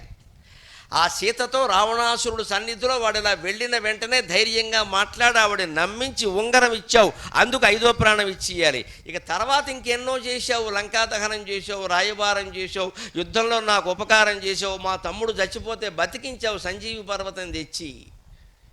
ఇవన్నీ చేసినందుకు ఏమిమ్మంటావు? 5 ప్రాణాలే ఉన్నాయి నా దగ్గర, పంచప్రాణాలు, ప్రాణ అపాన వ్యాన ఉదాన సమానాలు 5 ఉన్నాయ్యా. నువ్వు చేసిన 5 ఉపకారాలకి 5 ప్రాణాలు ఇచ్చేస్తే నేనే లేను కదా, ఇంక నువ్వు చేసిన మిగిలిన ఉపకారాలకి నా దగ్గర ఏమున్నాయి ఇవ్వడానికి? భవామరుణినో వయం అని రామచంద్రమూర్తి జన్మ జన్మలకి నీకు రుణపడి ఉంటాను అని రాముడు అన్నాడమ్మా హనుమంతుడితో.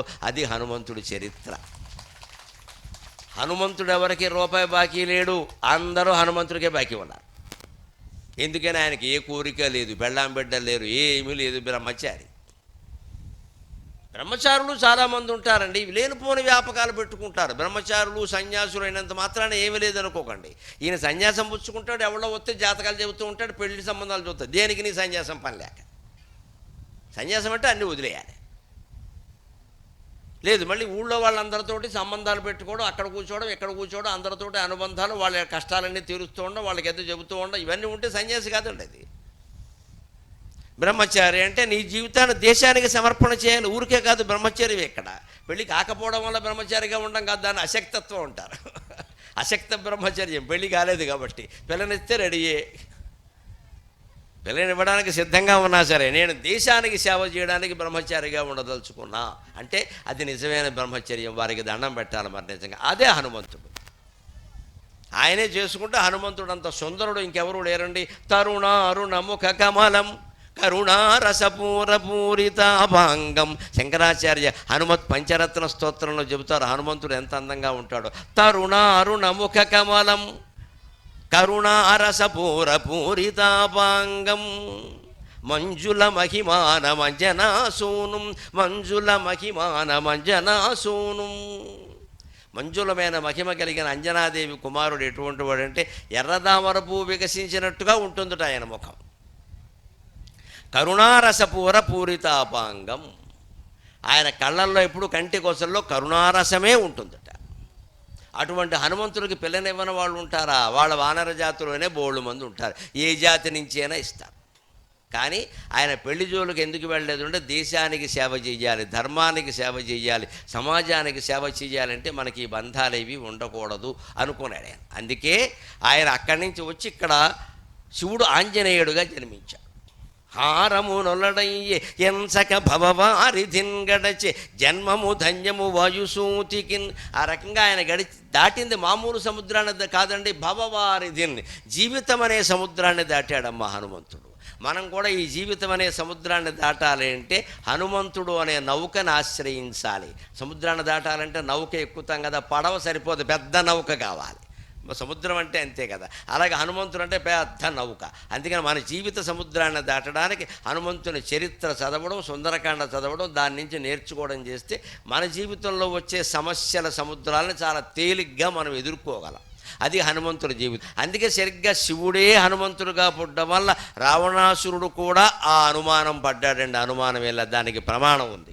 రావణాసురుడు కూడా హనుమంతుడిని చూడగానే అనుమానం వచ్చింది.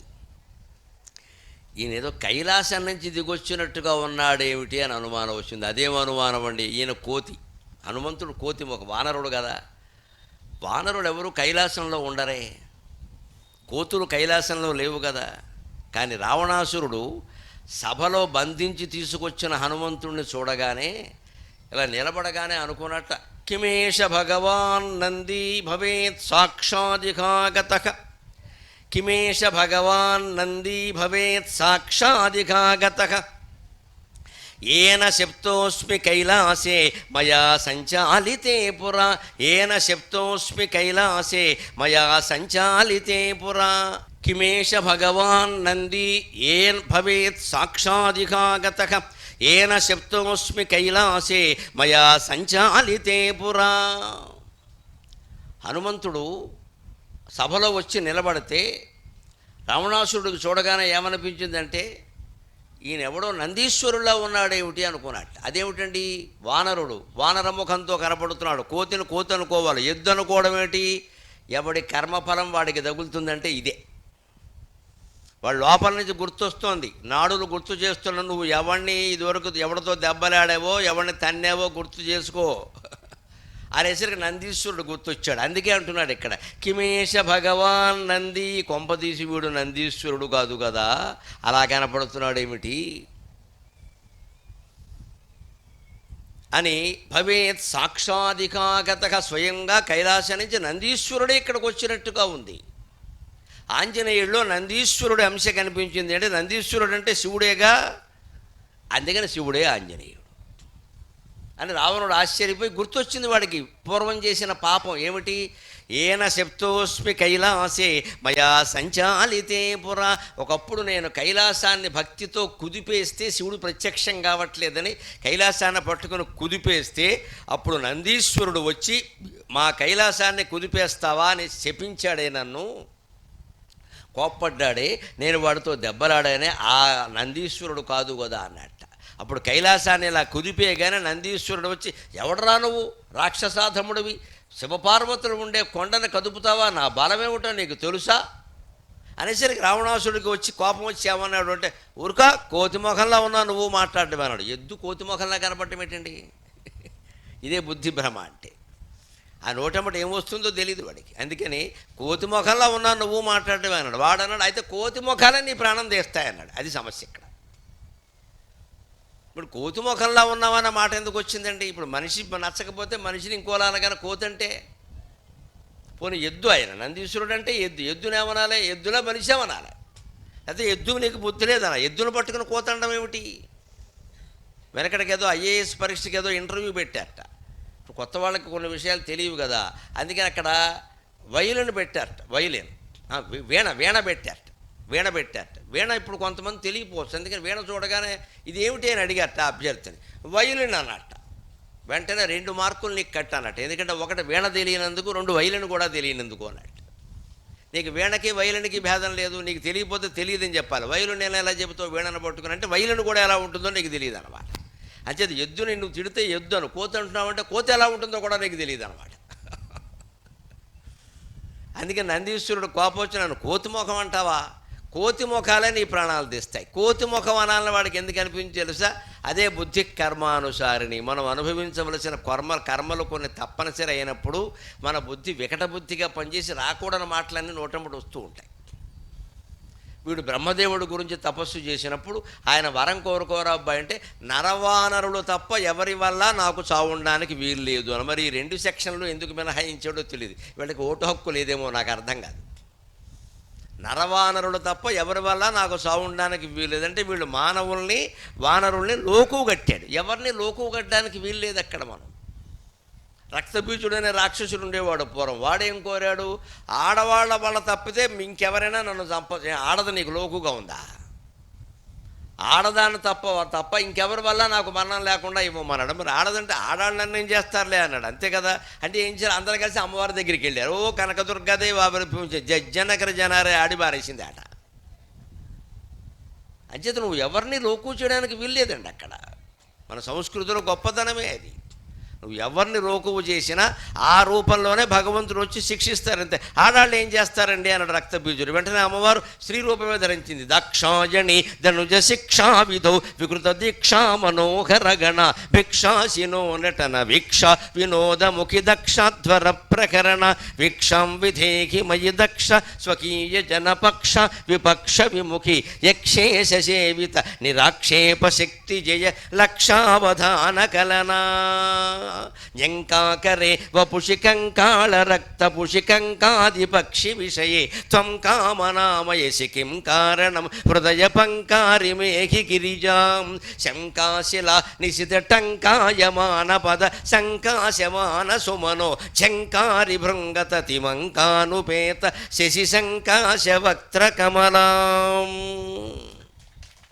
దేవి అశ్వధాటి అంటారు. గుర్రం పరిగెట్టినట్టుగా ఉంటుంది ఈ స్తోత్రం అంతగా. గుర్రం టక్ టక్ టక్ టక్ టక్ టక్ పరిగెడుతుంటే ఎలా ఉంటుందో ఈ స్తోత్రం చదివితే అలా ఉంటుంది. ద్వైపాయన ప్రభృతి శాపాయుధ త్రిదివసోపానధూళి చరణ పాపాపహస్వమనుజాపానులీన జన తాపాపనోద నిపుణ నీపాలయ సురభిధూపాలక దురిత కూపాదుదంచయతు మాం రూపాధిక శిఖరి భూపాల వంశ మణిదీపాయిత భగవతీ.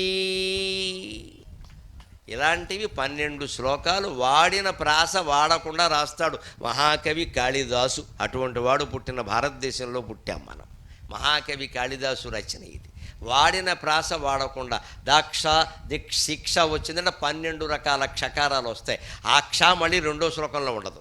ద్వైపాయన పా అది 12 సార్లు వస్తుంది, మళ్ళీ అది 3వ శ్లోకంలో ఉండదు. అలా వాడిన ప్రాస వాడకుండా 12 రకాల ప్రాసలతో 12 శ్లోకాలు రాస్తాడు అమ్మవారి మీద. అంత జజ్జనకర జనారే నాట్యం ఆడేసింది ఎవడు రాక్షసుల మీద. ఎవరిని లోకుగడ్డానికి వీల్లేదండి. ఈ కులం తక్కువ, ఈ ప్రాంతం తక్కువ, ఈ ఆడాళ్ళు తక్కువ, లేకపోతే ఈ వానరులు తక్కువ ఏమీ కుదరదు. భగవంతుడు ఒప్పుకోడు. ఎందుకని? భగవంతుడు సర్వాంతర్యామి. ఆ బ్రహ్మ కీట జనని వర్ణాశ్రమ విధాయని లలితా సహస్రంలో మాట. బ్రహ్మదేవుడి దగ్గర నుంచి చిన్న కీటకం వరకు అన్నీ ఆవిడ స్వరూపాలే. దేన్ని మనం తక్కువ చేయకూడదు. అలాగే నెత్తిమి ఎక్కించుకోమని అర్థం కాదు. దేన్ని ఎలా వినియోగించుకోవాలో అలా వినియోగించుకో, వదిలేయి. అగౌరవించడం దేనికి పనిగట్టుకుని అదే సిద్ధాంతం, అదే తత్వం. అప్పుడు మనము ప్రశాంతంగా ఉంటాం. ఊరికే పోలికల వల్ల ఈవేళ దెబ్బతింటున్నామండి. మాటి మాటికి ఎవరితోనో పోల్చుకుంటాం మనం. అందుకని మనకేదో లేదనిపిస్తుంది. పోల్చుకోవడం మానేస్తే మనకు ఉన్నదే మనకి ఎక్కువ. మనకి ఎక్కువ పోల్చుకుంటున్నాం. తోడేలుడితో, మేనలుడితో, తోడుకోడలతో, ఆడపడుతో పోల్చుకునేసరికి కడుపునే పొచ్చొస్తుంది. ఇక్కడ వాళ్ళకు ఉందే మనకు లేదు, వాళ్ళకు ఉంది మనకు లేదు. వెనకేదో సామెత చెబుతారు, నాకు లేదంటే ఒక కన్ను పోయింది, వాడు ఎవడికో ఉందంటే 2వ కన్ను కూడా పోయింది. గొడవ లేదన్న. ఈ పోలికలు మానుకోవాలి. ఎందుకంటే భగవంతుడు అన్ని జీవరాశుల్లో ఉన్నాడు. రావణాసురుడు ఆ పోలిక కారణంగానే నరులు వానరుల వల్ల తప్ప మిగిలిన వాళ్ళ వల్ల నాకు సావు లేకుండా వరమిమ్మన్నాడు. అందుకే విచిత్రంగా వాడి నోట కోతి ముఖవాడ అని వచ్చింది. వెంటనే నందీశ్వరుడు ఏమన్నాడు? కోతి ముఖాలే నేను చంపుతాయన్నాడు. మరి హనుమంతుడు వంటి వానరులే చంపారే లేదా? అది గుర్తొచ్చింది ఇప్పుడు. ఎందుకని? సరిగ్గా పూర్వజన్మ కర్మలన్నీ మనుషులకు గుర్తొస్తాయి. అవే ఎదురుగా ఫలితాలను ఇస్తాయి. ఇక్కడ నాభి ప్రాంతంలో అంతర్వేష్ట అని ఒక నాడి ఉంటుంది. ఇలా చుట్టుకుని ఉంటుంది. 100 రకాల తీగలు చుట్టుకుని ఉంటాయి. అవి గిరగిర పైకి నెమ్మదిగా తిరుగుతూ ఉంటాయి. ఆ తిరిగినప్పుడు మధ్యలో జీవుడు ఉంటాడు. ఆ జీవుడికి ఏ వైరు టచ్ అయ్యిందో, అంటే ఏ తీగ కొస తగిలిందో ఆ కర్మఫలం అనుభవానికి వస్తుంది. వీడికి యుద్ధం జరగాలి, రామసైన్యం చేతుల్లో వీడు చావాలి. అందుకే ఇప్పుడు ఇది గుర్తొచ్చి కిమేష భగవాన్ నంది అని మొదలుపెట్టాడు మాట అక్కడ. వీడు నందీశ్వరుడు, కోతిలా ఉండాలి కానీ నందీశ్వరుడు ఎందుకు అనుకోండి? నందీశ్వరుడు ఇచ్చిన శాపం గుర్తొచ్చింది. అంటే ఆ శాపం అమలవ్వడం ప్రారంభమవుతోందన్నమాట. ఏదైనా శాసనాలు చేస్తే విత్ ఎఫెక్ట్ ఫ్రమ్ అని రాస్తారు, WEF అని. ఈ రోజు నుంచి ఇది అన్వయిస్తుందని చెబుతారు. అంటే ఈ రోజు నుంచి హనుమంతుడు వచ్చినప్పటి నుంచి ఈ రావణాసురుడికి కర్మఫలం అనుభవానికి రావడం మొదలైంది. ఇంక వీడు 3 నెలల్లో గోవింద అయిపోవడం ఖాయం. ఇంకా మనకేనా అంతే. మనం చేసినటువంటి అనేక రకాల కర్మల ఫలాలన్నీ మనస్సులో నిక్షిప్తమై ఉంటాయి. అవి 72,000 నాడుల ద్వారా శరీరం అంతా ప్రసరిస్తూ ఉంటాయి. ఎప్పుడు రోడ్డు యాక్సిడెంట్ జరగాలన్నా, ఎప్పుడు వేరే ప్రమాదం జరగాలన్నా, ఎప్పుడు వియోగం కలగాలన్నా, ఎప్పుడు సంయోగం కలగాలన్నా ఆ తీగలు ఈ నాభి దగ్గర ఉండే జీవుడికి కలుస్తూ ఉంటాయి. అది అవగానే అది అనుభవానికి వస్తుంది ఖచ్చితంగా. ఆ ఫలితం మనం అనుభవించి తీరాల్సింది. ఆ కర్మఫలాలన్నీ పోవాలి అంటే మనస్సులో ఎప్పుడు రామ రామ రామ రామ రామ అనే జపం చేయాలండి ఖచ్చితంగా. రా అనగానే పాపాలన్నీ బయటకు వస్తాయట. మా అనగానే నోరు మూసేస్తాం కాబట్టి ఇక మళ్ళీ లోపలికి వెళ్ళబడ. తులసీదాసు చెబుతాడు మహానుభావుడు రామనామం యొక్క. రా అనగానే వచ్చేస్తాయట. అనగానే మా అనగానే అంటాం కదా, నోరు మూసేసాం కదా, ఇక మళ్ళీ లోపలికి వెళ్ళబడ. డోర్ వేసేసాను కదా. అంత చమత్కారంగా చెబుతాడు. రామనామ మహిమ అంత గొప్పది. అదే ఈయన్ని అంతవాణ్ణి చేసింది. అటువంటిది నందీశ్వరుల్లా కనబడ్డాడు. అందుకే మనం కూడా శివుణ్ణి ఏం ప్రార్థన చేయాలంటే ఇంతవరకు ఈయన గురించి చెప్పుకున్నాం కదా, ఓసారి ఈయన గురించి చెప్పుకుందాం. లేకపోతే ఆయన కోపం వస్తుంది, మూడో కన్ను జరుగుతాడు. ఇప్పుడు ఏమయ్యా గరికపాటి ఎంతసేపు కుడివైపు మాట్లాడుతున్నావు, లెఫ్ట్ ఏం చేసామంటాడు. అసలే విజయవాడ ప్రాంతం లెఫ్టిస్టులు ఎక్కువ. అందుకని లెఫ్ట్ ఆయన గురించి కూడా మాట్లాడదాం. మనస్సు నిజంగానే కోతి లాంటిదండి. మన మనస్సు కోతి లాంటిది. కోతి మనస్సు ఏమిటో తెలుసా? కోతితో ఎందుకు పోలుస్తారు మనస్సునంటే, మనస్సు ఎప్పుడూ ప్రాణవాయువు మీద ఆధారపడి ఉంటుంది. మన ప్రాణవాయువు ఎలా చెలిస్తుందో దానికి అనుగుణంగా మనస్సు చెలుస్తుంది. అందుకే ప్రాణాయామం చేసి దీర్ఘంగా ఊపిరి పీల్చి కాసేపు అక్కడ అట్టిపెట్టి మళ్ళీ దీర్ఘంగా నెమ్మదిగా వదిలిపెడితే మనస్సు చెలించడం ఆగిపోతుంది, తగ్గిపోతుంది. అదే ప్రాణాయామం. ప్రాణాయామం ద్వారా మనస్సు చలనాన్ని తగ్గించవచ్చు, ఒకసారికి ఆపేయచ్చు కూడా. దానికి ఏం చేయాలి అభ్యాసం అంటే, ఊపిరి నెమ్మదిగా అలా తీసుకోవాలి, అక్కడ ఆపాలి, పైన కుంభకం అంటారు, ఇక్కడ ఆపాలి, మళ్ళీ నెమ్మదిగా ఇలా వదిలిపెట్టాలి. అలా మనం మామూలుగా ఇప్పుడు ఏం చేస్తాం తెలుసా, మనకు తెలియకుండానే జరిగే ఊపిరి ఉచ్ఛ్వాస నిశ్వాసాలు ఏమిటంటే, నిమిషానికి 15 సార్లు తీస్తాం. ఉచ్ఛ్వాసం నిశ్వాసం కలిపి. ఉచ్ఛ్వాసం పైకి తీయడం, నిశ్వాసం కిందికి వదలడం, ఈ రెండూ కలిపి నిమిషానికి 15 సార్లు సగటున. కొందరు ఎక్కువ తీసి కొందరు తక్కువ తీసి. నిమిషానికి 15 అంటే గంటకి 900, రోజుకు 21,600 సార్లు మనకి తెలియకుండానే ఊపిరి తీస్తున్నాం. ఆ ఊపిరి రూపంలో ఉన్న వాయువే అమ్మవారి యొక్క శక్తి. మనకు తెలియకుండా మన ప్రాణాలు కాపాడుతున్నది అమ్మవారి యొక్క వాయురూప శక్తి, ప్రాణశక్తి. ప్రాణేశ్వరి ప్రాణదాత్రి పంచాశత్పీఠ రూపిణి విశృంఖలా వివిక్తస్థా వీరమాతా వియత్ప్రసూ. ప్రాణేశ్వరి ప్రాణదాత్రి అని లలితా సహస్రంలో ఉంది. ప్రాణాలకి నాయకురాలు ఆవిడ, ప్రాణం నిలబెట్టేది ఆవిడే. అంచేది ప్రాణవాయువే దైవం నిజానికి. అందుకే ధ్యానం చేయమని చెప్పేవాళ్ళు ఎక్కువ మంది ఏం చెబుతారో చూడండి, శ్వాస మీద ధ్యాస పెట్టండి, శ్వాస మీద ధ్యాస పెట్టండి అంటే దేవుడి మీద ధ్యాస పెట్టడమే. మన శ్వాస మీదే మనం ధ్యాస పెడితే దేవుడి మీద ధ్యాస పెట్టినట్టే. ఆ శ్వాస ఎలా పైకెడుతోందో, ఎలా కిందికి వస్తుందో, ఎలా ఆగిందో గమనిస్తే అది ధ్యానమే. దానికి ఏదైనా నామాన్ని జోడించామనుకోండి, నమో శివాయ, నమో నారాయణాయ, శ్రీమాత్రే నమః, దాన్ని సగర్భ జపం అంటారు. అద్భుతమైన ఫలితాలను ఇస్తుంది, అది మనశ్శాంతిని ఇస్తుంది. ఏది సంకల్పిస్తే అది అయ్యేలా చేస్తుంది. ఆ ప్రాణవాయువుకి నామాన్ని జోడించి దాని మీదే దృష్టి పెట్టి చెయ్యాలి. అలా చేస్తే జరుగుతుంది ఖచ్చితంగా. అలా మనం నిమిషానికి 15 సార్లు కదండి. కోతి సంగతి ఏమిటో తెలుసా? నిమిషానికి 32 సార్లు పీలుస్తుంది. అది అండమే పని దానికి. అందుకే కోతికి చాంచల్యం ఎక్కువ, ఎప్పుడు ఒక చోట ఉండదు. ఒక కొమ్మ మీద ఉందంటే ఏమీ పని లేకపోయినా సరే ఇంకో కొమ్మ మీదకి దూకేస్తుంది, ఏం పని ఉండదు. అందుకే పిల్లలు కానీ ఎవరైనా అల్లరి చేస్తుంటే కోతి బుద్ధి అంటారు, తోక ఒకటే తక్కువ అంటారు. కోతితో ఎందుకు పోలుస్తారంటే ఇదే. అలా పని లేకుండానే కోతి అటు దూకుతుంది, ఇటు దూకుతుంది, ఎందుకో తెలియదు ఏం చేస్తుందో. మన మనస్సు కూడా అంతే. అటువంటి మనస్సును శివుడి పాదాల దగ్గర కట్టేయాలి. ఆంజనేయుడు రామరూపంలో ఉన్న శివుడి పాదాల దగ్గర కట్టేశాడు. ఎందుకంటే ఆయనే శివుడు కాబట్టి రాముడిని ఆరాధన చేశాడు. మనం శివుణ్ణి ఆరాధన చెయ్యాలి. మన మనస్సు అనేటువంటి కోతిని స్వామి బంధించి నీ పాదాల దగ్గర పెట్టుకొని శివుణ్ణి అడగాలి. లేకపోతే ఈ కోతి, మనస్సు అనే కోతి ఏం చేస్తూ ఉంటుంది? సదా మోఘాటవ్యాం చరతి. శివానంద లహరిలో చెబుతారు శంకరాచార్య, సదా మోఘాటవ్యాం చరతి యువతీనాం కిచగరౌ కుచగిరౌ నటతి అటత్వా ఆశాశాఖాస్వటతి జడితి స్వైరమభితక. సదా మోఘాటవ్యాం చరతి యువతీనాం కుచగిరౌ నటత్యా శాఖాస్వటతి జడితి స్వైరమపితక. కపాలిన్ భిక్షో మే హృదయ కపిం అత్యంత చపలం. కపాలిన్ భిక్షో మే హృదయ కపిం అత్యంత చపలం. దృఢం భక్త్యా బద్ధ్వా శివ భవదధీనం కురు విభో. దృఢం భక్త్యా బద్ధ్వా శివ భవదధీనం కురు విభో. మన మనస్సు ఏం చేస్తుంది? మనస్సు అనే కోతంటే సదా మోఘాటవ్యాం చరతి. మోహమనే అడవిలో చరుస్తుంది. కోతి ఎప్పుడు అడవిలో చరుస్తుంది. యువతీనాం కుచగిరౌ నటతి. కోతి ఎప్పుడు పర్వతాలు, కొండల మీద తిరుగుతూ ఉంటుంది. ఆశాశాఖాస్వటతి. కోతి ఎప్పుడు కొమ్మల మీద తిరుగుతూ ఉంటుంది, కొండల మీద తిరుగుతూ ఉంటుంది, అడవుల్లో తిరుగుతూ ఉంటుంది. కానీ మన మనస్సు ఏం చేస్తుంది తెలుసా? మోహాటవ్యాం చరతి. ఏదో కావాలి కావాలి కావాలనే పిచ్చి వ్యామోహంలో మన మనస్సు ఉంటుందా లేదా? ఇంట్లో ఉన్న వస్తువులు సరిపో, ఇంకేదో వస్తువు కావాలి, చేసే ఉద్యోగం సరిపోదు, అందులో ప్రమోషన్ కావాలి, ప్రమోషన్ కూడా వచ్చాక ఇంకా డబ్బు కావాలి, ప్రమోషన్ వచ్చింది కానీ డబ్బులు పెరగల అంటాడు ఒకడు డబ్బులు పెరిగే కానీ ప్రమోషన్ రాలా అంటే ఏదో ఏడుపే, ఎప్పుడు ఏడుపే, సంతృప్తి అనేది లేదు. ఇదే మోహాటవిలో చరించడం అంటే.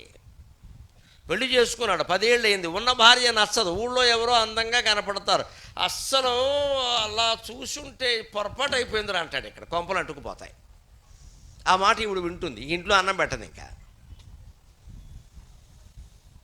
ఇప్పుడు ఆ మగవాళ్ళకి చెప్పాల్సి వచ్చేది పూర్వం, ఇప్పుడు నమశివాయ, లోకం చాలా బాగుపడిపోయింది, ఆడాళ్ళకు కూడా చెప్పాల్సి వస్తుంది, వీళ్ళ దృష్టి కూడా మారిపోతుంది. అందరూ ఒకలాగా అయిపోయారండి, అన్నీ ఎక్కువైపోయి ఇప్పుడు చదువులు, స్వేచ్ఛలు, ఉద్యోగాలు, డబ్బులు, మనీ పర్సులు, క్రెడిట్ కార్డులు, ఎవడో ఆపేవాళ్ళు లేడు ఇక్కడ. పరాయి మొగాడు కనపడితే ఆడదాన్ని ఆపలేము, పరాయి ఆడది కలిపితే మొగాడిని ఆపలేము. ఇంక లోకం ఏంటండి, మొత్తం సంసారాలు జరుగుతున్నాయి, హత్యలు జరుగుతున్నాయి. దీని గురించి, దీనికి ఉపాయం ఏమిటంటే మన మనస్సును మనం పరిశీలించుకోవాలి. ఎందుకు ఈ మనస్సు వేరే వ్యామోహానికి లోనవుతోంది? ఆ పొందే సుఖం ఏదో ఇక్కడ లేదా, ఇంతకంటే అక్కడ ఏమైనా ఎక్కువ ఉంటుందా? ఏదో ఒక మోహం. పోనీ ఇవేవీ లేవండి, కాలేజీలో చదువుకునే కుర్రాడు ఉంటాడు, శ్రమపడి విజయవాడ పంపిస్తాం, సుఖంగా చదువుకోవయ్యా అని చెబుతాం, అత్తలూరు నుంచి విజయవాడ పంపిస్తాం, తండ్రి తల్లి బెంగెట్టుకుంటారు, ఎలా ఉన్నాడో వాడు బాగానే ఉన్నాడు, ఎందుకంటే స్మార్ట్ ఫోన్ కొనిచ్చాం కదా, అప్పుడే గర్ల్ ఫ్రెండ్కి మెసేజీలు మొదలు పెట్టాడు, అభివృద్ధి చాలా పొందాడు, మీకు తెలియదు. శుభ్రంగా ఎస్ఎంఎస్ నడుస్తుంది అక్కడికి ఇక్కడ. మనం ఏమనుకుంటున్నాం, చదువుకుంటున్నాడు, మా వాడే ఎంత కష్టపడిపోతున్నాడో అని. ఎప్పుడైనా అత్తలూరు వచ్చినప్పుడు తల్లి ఏం చేస్తుంది, వెన్నపూస వేసి పడుతుంది, వీడు ఆవిడకి పాదరసం రాసేస్తున్నాడు, ఆ విషయం తెలియదు, ఇక్కడ ఆముదం రాసేస్తున్నాడు. తండ్రి ఇవ్వకపోతే తల్లిని గోకేసి డబ్బులు పట్టుకుపోతాడు, అమ్మ నువ్వు ఇచ్చేయండి కానీ, పోన్లేండి మీరు ఖర్చు పెట్టలేదా అని మొగుడి మీద ఎదురు తిరిగి వాడికి ఇచ్చేస్తుంది. వాడు శుభ్రంగా పట్టుకెళ్ళి గర్ల్ ఫ్రెండ్కి బట్టలు కొంటాడు, నమశివాయ. మనం ఏమనుకుంటాం, మా వాడు బీటెక్కే నువ్వు వెళ్ళి చూడక్కడ, బీటెత్తున్నాడు వాడు, నువ్వేమో బీటెక్ అనుకుంటున్నావు, వాడు బీటెత్తున్నాడు అక్కడ, నువ్వు బీటెక్ అనుకుంటున్నావు అక్కడ. ఇదేనండి, చదువుకోమని పంపించాం, చదువుకోవచ్చు కదా, ఇవన్నీ మొదలెడతారు ఇక్కడ. కో ఎడ్యుకేషన్ వచ్చింది ఇది అంటే బాధపడతారు, కానీ కో ఎడ్యుకేషన్ అంటే ఏమిటి, వీరు కో అంటారు, వారు కో అంటారు, ఇద్దరు కలిసి ఎప్పుడొకొక్కరు కో అంటారు, సరిపోయాయి. ఇదే కో ఎడ్యుకేషన్. వయస్సులో ఉన్న ఆడపిల్లని మగపిల్లాన్ని ఓ చోట కూర్చోబెట్టి మీరు గీతోపదేశం చేస్తానంటే వింటారేంటండి వాళ్ళు? ఆ వయస్సు వాళ్ళని కలవనివ్వకూడదు అసలు, అంతే లెక్క. అది పూర్వం అలా కలవనిచ్చేవారు కాదు. ముగ్గురు ఆడపిల్లలు ఏదైనా బయట కూర్చొని మాట్లాడుకుంటే మగాడు అక్కడికి వెళ్ళనిచ్చేవారు కాదు, మగాళ్ళు మాట్లాడుకుంటే ఆడపిల్లని వెళ్ళనిచ్చేవారు కాదు. ఇప్పుడు అదేం లేదు, మీరు సిటీల్లో ఎక్కడైనా చూడండి, మొత్తం 3:1, 1:2 నిష్పత్తులు కనపడుతూనే ఉన్నాయి. అక్కడ బండి ఎక్కేస్తున్నాడు శుభ్రంగా, ఒకళ్ళ వెనకాల ఒకళ్ళు, ఆడమొగ తేడా ఏం లేదు ఇక్కడ. ఇంకెక్కడి నుంచి ఏమి నిలబడతాయండి, ఎవరు చెప్తారండి? అందుకే మన మనస్సును మనం అదుపులో పెట్టుకోవాలంటే భగవంతుడి పాదాలు ఆశ్రయించాలి. సదా మోహాటవ్యాం చరతి, అంతేకాదు ఇంకా స్పష్టంగానే చెప్పాడు మన బతుకులు. యువతీనాం కుచగిరౌ నటతి, ఎంతసేపు ఆడాళ్ళ వెనకాల తిరగడమే నా మనస్సుకు పనయ్యా అన్నాడు. ఇంక వేరే పనేం లేదు, ఏ అమ్మాయి అందంగా ఉంటుందా అన్నాం, అక్కడి నుంచి లైన్ ఎత్తు కూర్చోవడం, ఇదే పని ఇక్కడ. చదువు లేదు, సంధ్య లేదు. ఇంకా 16 ఏళ్ల వయస్సులో 17 ఏళ్ల వయస్సులో ఇవన్నీ మొదలైన తర్వాత చదువు వస్తుందా? వివాహం విద్యనాశాయి సర్వనాశాయి శోభనం అన్నారు, ఊరికే చెప్పారేంటి? అంచేత మనస్సు గురించి చెబుతున్నాడు శంకరాచార్య. ఆయన సన్యాసి, ఆయన గురించి కాదు, ఇది మన గురించే. ఎప్పుడు ఏదో ఒక మోహంలో ఉంటుంది, వస్తువులు కావాలి, డబ్బు కావాలి, స్థలం కావాలి, ఇల్లు కావాలంటూను లేదు, ఆడవాళ్ళ గురించిన వ్యామోహంలో పడుతోంది. ఇంకోటి కూడా ఉంది, ఆశాశాఖాస్వటతి, ఆశలోనే కొమ్మల మీద తిరుగుతోందట మన మనస్సు. ఆశ అంటే ఏదో బాగుండాలనే ఆశ కాదండి, వాళ్ళకంటే బాగుండాలి, అది మా తోడళ్ళ కంటే నేను బాగుండాలి, మా మేనళ్ళ కంటే నేను బాగుండాలి, మా తోడుకోళ్ళ కంటే నేను బాగుండాలి, మా ఆడపడుచు కంటే నేను బాగుండాలి. ఇదే గొడవ. ఈ కంటే కాసుల పేరు అయిపోయింది ఇక్కడ. ఎవరితోనో పోల్చుకోవడం ఆశ. వాళ్ళు ఎవరితోనో పోల్చుకోకపోతే మీరు గమనించండి, మనకున్నది మనకి సరిపోతుందండి, హాయిగా ఉన్నాం ఇంట్లో. అందుకే ఎప్పుడు పోల్చుకోకూడదండి. ఎవడో మన బంధువు ఎవడో కారు కొన్నాడు కదా, మనం కారు కొనకూడదు. ఇవాళ కారు లేనివాళ్ళు లేడు, అసలు కారు లేని వాళ్ళు ఉన్నారు కానీ కారు లేని వాళ్ళు లేరండి. ప్రతివాడికి హైదరాబాదులో అయితే మనిషికో కారు, ఇంటికి నలుగురైనా ఇంటికి 4 బండ్లు అని పద్యం రాశాను నేను సాగర కోశలో. మన ఇంట్లో ఉండేది 4 కార్లు ఉంటాయండి. ఎందుకు? భార్య కారు, భర్త ఎక్కడో. అబ్బే, భర్తకు వేరే కారు, భార్యకి వేరే కారు.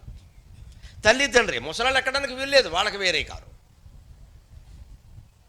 ఇవన్నీ కలిపి ఏమైనా మా బతుకు ట్రాఫిక్ జామ్లో సరిపోయింది.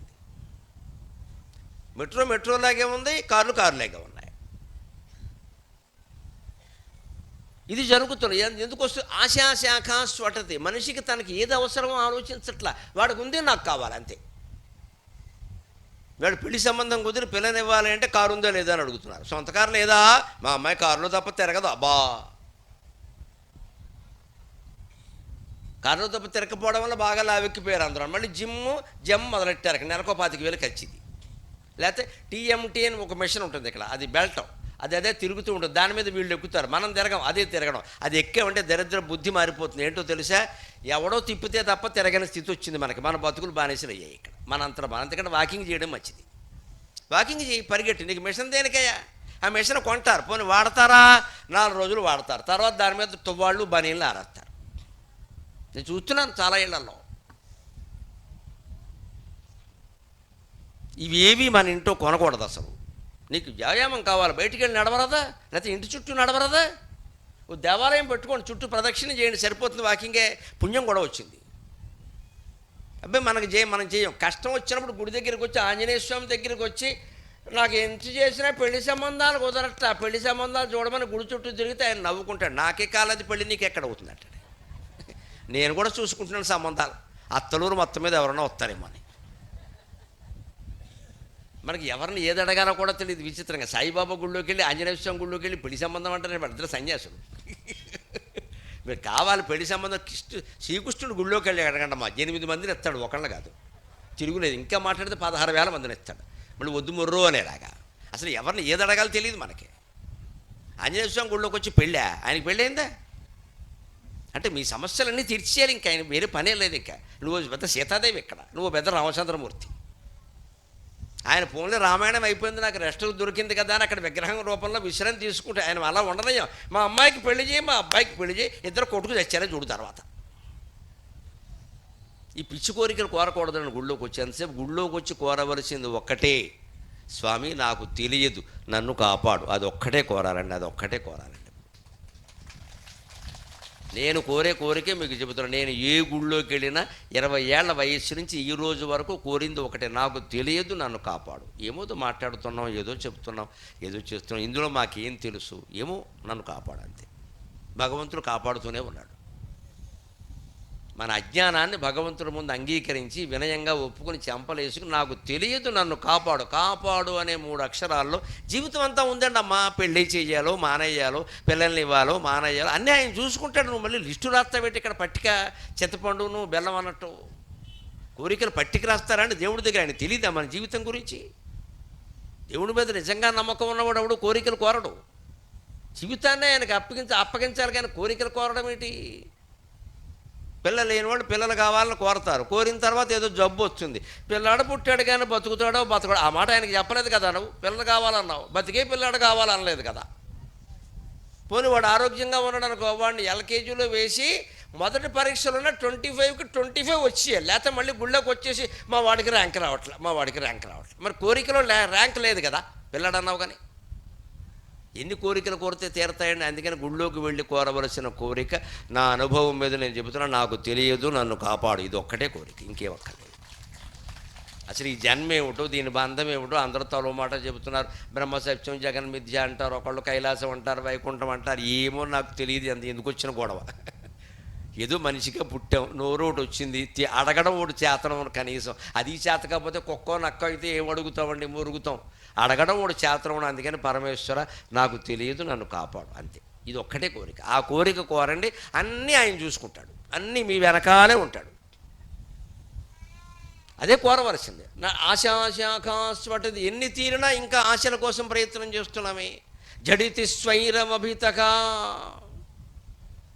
అంతటితో ఊరుకుందాం. మనస్సు ఒక్క నిమిషంలో 100వ వంతు కూడా మనస్సును ఆపలేవండి. ఎక్కడెక్కడికో వెళ్ళిపోతూ ఉంటుంది. ఎక్కడెక్కడికో వెళ్ళిపోతుంది. ఓ పుస్తకం చదివితే పుస్తకం మీద ఉండదు, ఊళ్ళోకి వెళ్ళి దేవుడిని చూస్తే దేవుడి మీద ఉండదు, పోనీ ఇటువంటిది ఏదైనా వింటుంటే దాని మీద ఉండదు, మళ్ళీ దేని మీదకో వెళ్ళిపోతూ ఉంటుంది. దీన్ని ఏం చేయాలంటే మనం శివుణ్ణి ప్రార్థించాలి. కపాలిన్ భిక్షోమే హృదయ కపిమత్యంత చపలం. కపాలిన్, శివుడు ఏం చేస్తాడు? కపాలం చేతిలో పెట్టుకుని భిక్షాటన చేస్తాడట. శివుడు అంటే అంతే కదా మరి, ఆయన భిక్షాటన చేస్తాడట.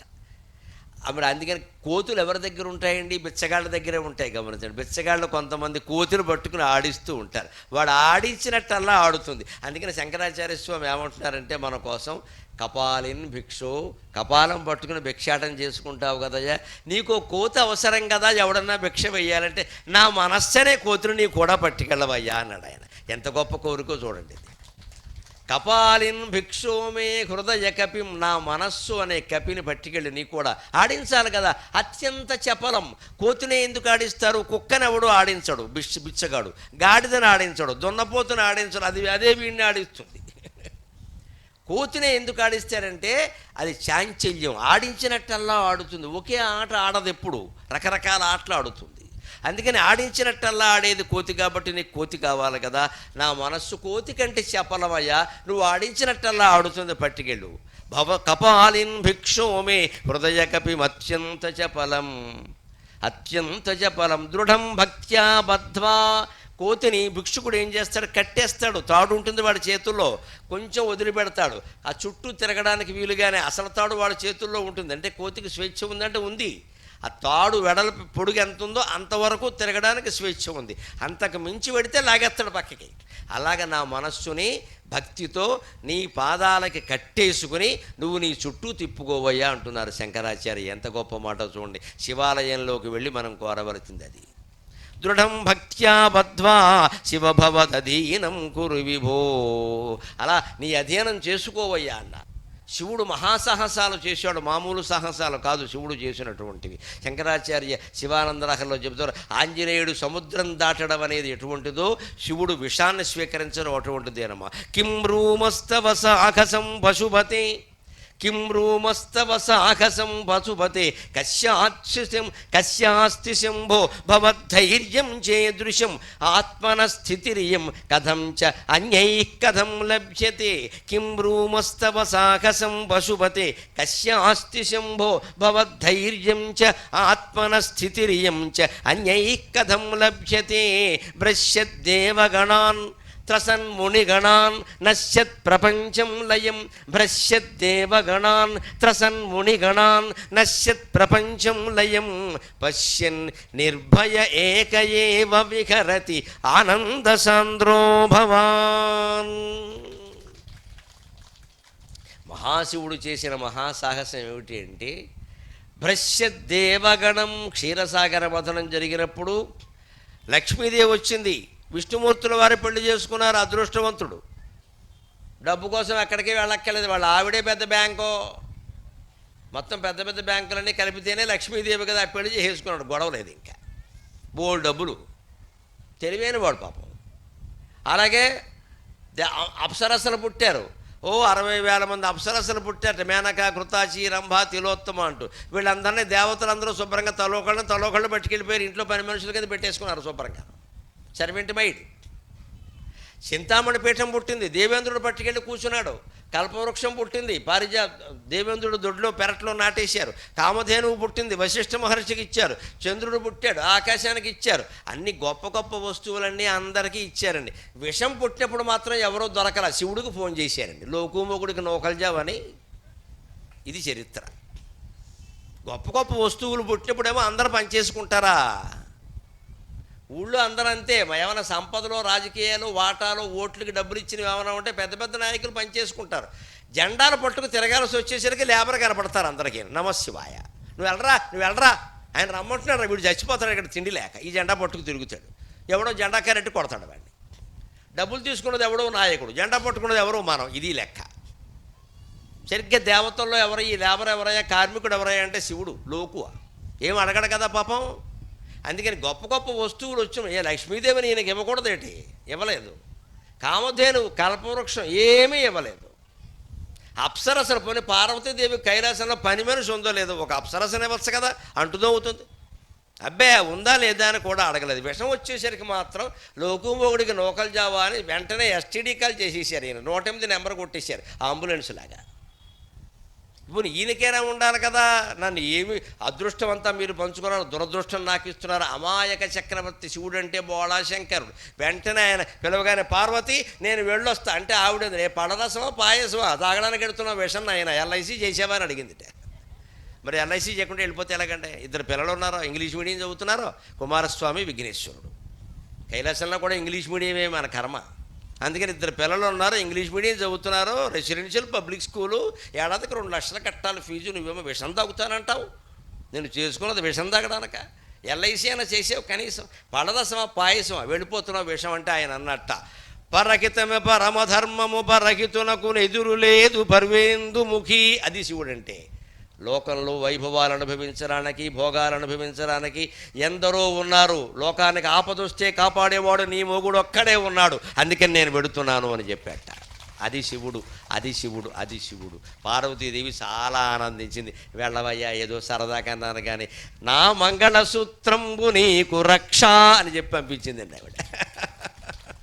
సుధామప్యాస్వాద్య ప్రతిభయ జరా మృత్యుహరిణిం విపద్యంతే విశ్వే విధిశతమఖాద్యా దివిశతక గర్కరాళం యక్ష్వేళం కబళితవతః కాలకలనా న శంభో తన్మూలం జనని తవ తాటంక మహిమా అని శంకరాచార్య సౌందర్య లహరిలో అంటారు. భయంకరమైన విషం తాగితే దేవతలు కూడా బతకరమ్మా, అది తాగి కూడా బతికున్నాడు అంటే నీ మంగళసూత్రము తాటంకాల యొక్క మహిమ వల్ల ఆయన బతుకున్నాడమ్మా అంటాడు అమ్మవారు. స్త్రీలు ధరించే మంగళసూత్రానికి, ఈ చెవి దుద్దులకి, ముక్కు పుడకకి, చేతికి వేసుకునే గాజులకి, ఈ నుదుటి మధ్యలో పెట్టుకునే సింధూరానికి అంత ప్రాధాన్యం ఉందమ్మా. ఏవి మానేసినా ఇవి మానేయకూడదు. ముత్తైదువ అంటారు. ముత్తో ఐదువా, 5 వస్తువులు ఖచ్చితంగా ధరిస్తుంది కాబట్టి ఆవిడని ముత్తైదువ అన్నారు. ఆ 5 ఏమిటి అంటే మంగళసూత్రం, చేతికి గాజులు, ముక్కు పుడక, ఆ పైన చెవికి దుద్దులు, ఇక్కడ సింధూరం, పాపట్లో సింధూరం చాలా అందంగా కూడా ఉంటుంది. ఆంజనేయ స్వామి సింధూరం ఉందే అది పాపట్లో పెట్టుకోవాలి. అది భర్తని, పిల్లల్ని, కుటుంబాన్ని మొత్తం కాపాడుతాయమ్మా. ఈ 5 చిహ్నాలు అనుమానించే పని లేదు. ఇవి తీయకూడదు. అసలు పూర్వకాలపు స్త్రీలు అయితే పడుకున్నప్పుడు కూడా తీసేవారు కాదు. అవి గుచ్చుకుంటున్నా సరే పాపం అలాగే పడుకునేవారు. తీయకూడదు. భర్త ఊళ్ళో లేనప్పుడు అస్సలే తీయకూడదు. ఏదైనా పెరిగిపోవడం అంటారు, ఇంకా ఆ మాట అనలేక పెరిగిపోవడం అంటారు. దానికి ఏదైనా ఇబ్బంది వస్తే దాన్ని చేయవలసింది ఏదో చూసి భర్త చేతే మళ్ళీ మెళ్ళో వేయించుకోవాలి. అంతేగాని మనకు తోచింది కదా అని నిలువుటద్దం ముందు నిలబడి వేసేసుకోకూడదు. ఫ్యాషన్ గొలుసు కాదు అది. భర్తే మళ్ళీ వచ్చి వాళ్ళ కాళ్ళు చేతులు కడుక్కుని వచ్చి పరమేశ్వరుడికి, పార్వతీదేవికి దండం పెట్టుకుని యస్ శివో నామ రూపాభ్యాం యాదేవి సర్వమంగళ తయో సంస్మరణాత్పుంసాం సర్వతో జయమంగళం సర్వతో జయమంగళం సర్వతో జయమంగళం అని ఈ శ్లోకాన్ని భర్త చదివి మంగళసూత్రం భార్య మెళ్ళో వేయాలి. ఏదైనా మంగళసూత్రానికి ఇబ్బంది, దాన్ని ఏమంటారంటే మన భాషలో అశుభం పలకరు, పెరిగిపోవడం అంటారు. బ్రాహ్మణులకి యజ్ఞోపవీతానికి ఏమైనా ఇబ్బంది వస్తే ఏదో అనరు, పెరిగిపోయింది అంటారు. జంధ్యం పెరిగిపోయిందంటే తేడా వచ్చిందని అర్థం. బియ్యం నిండుకున్నాయంటే బియ్యం లేవని అర్థం. నిండా ఉన్నాయని కాదు, బియ్యం నిండుకున్నాయంటే లేవని అర్థం. తెలుగు అంత గొప్ప భాష. లేదు అని అంగీకరించడం అక్కర్లేని ఐశ్వర్యవంతమైన భాష మన తెలుగు భాష. లేదనే మాట రావద్దు, అసలు లేదనే మాట రావద్దు.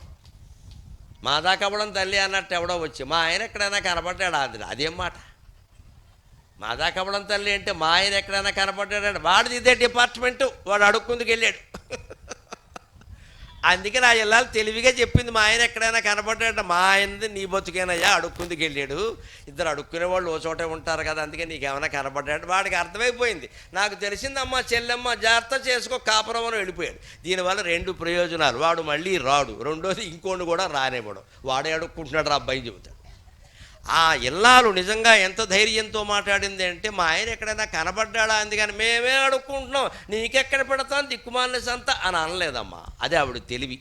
ఎందుకంటే ఆవిడ తెలుగు మీడియంలో చదివింది, అందుకని ఆ తెలివి ఉంది ఆవిడకి.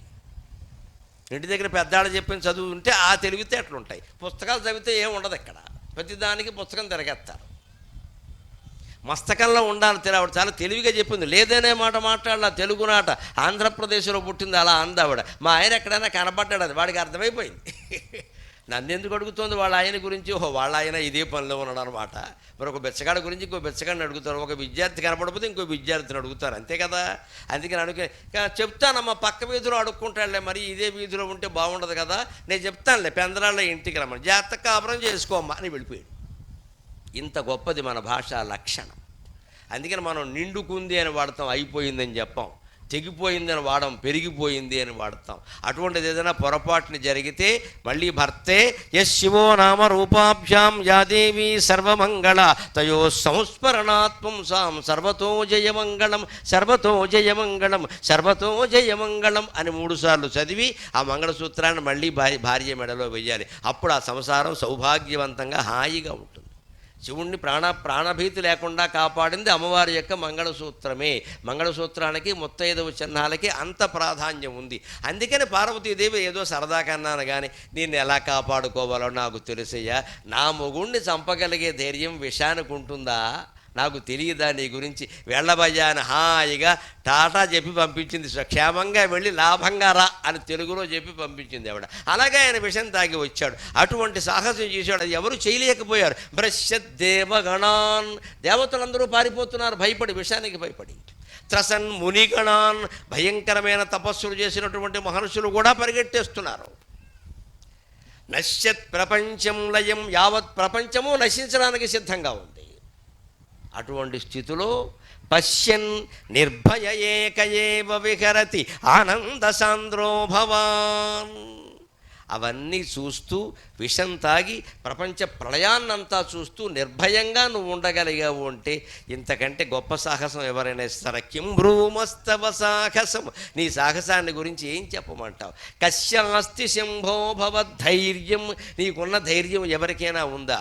ఆత్మనస్థితిరియం చ అన్యై కథం లభ్యతే, నీ మనస్థితి, నీ ధైర్యం, నీ స్థైర్యం ఎవరికి రాదయ్యా.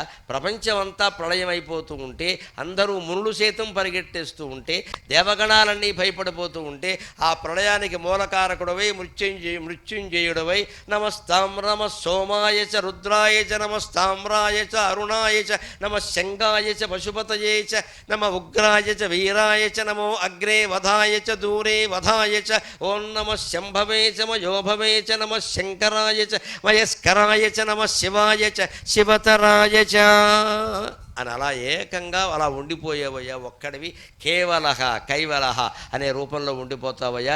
నిన్ను మించిన దేవుళ్ళు ఎవరు ఉన్నారు అన్నారు. అందుకే మనం కైవల్యం కావాలంటే శివుణ్ణి ప్రార్థించాలమ్మా. అందుకే మనకు గమనించండి, మన ఇల్లు కట్టుకున్నప్పుడు దేవుణ్ణి ఎక్కడ పెట్టమంటారండి? ఈశాన్యమూల పెట్టమంటారు. ఎందుకు ఈశాన్యమూల? ఈశాన్యం ఎవరు దిక్కు? ఈశ్వరుడు దిక్కు. ఈశ్వరుడు ఏమిస్తాడు? మోక్షాన్ని ఇస్తాడు. మోక్షం రావాలంటే ఏం చేయాలి? ఉన్న బరువులు తగ్గించుకోవాలి. అందుకే ఈశాన్యంలో బరువులు పెట్టద్దన్నారు.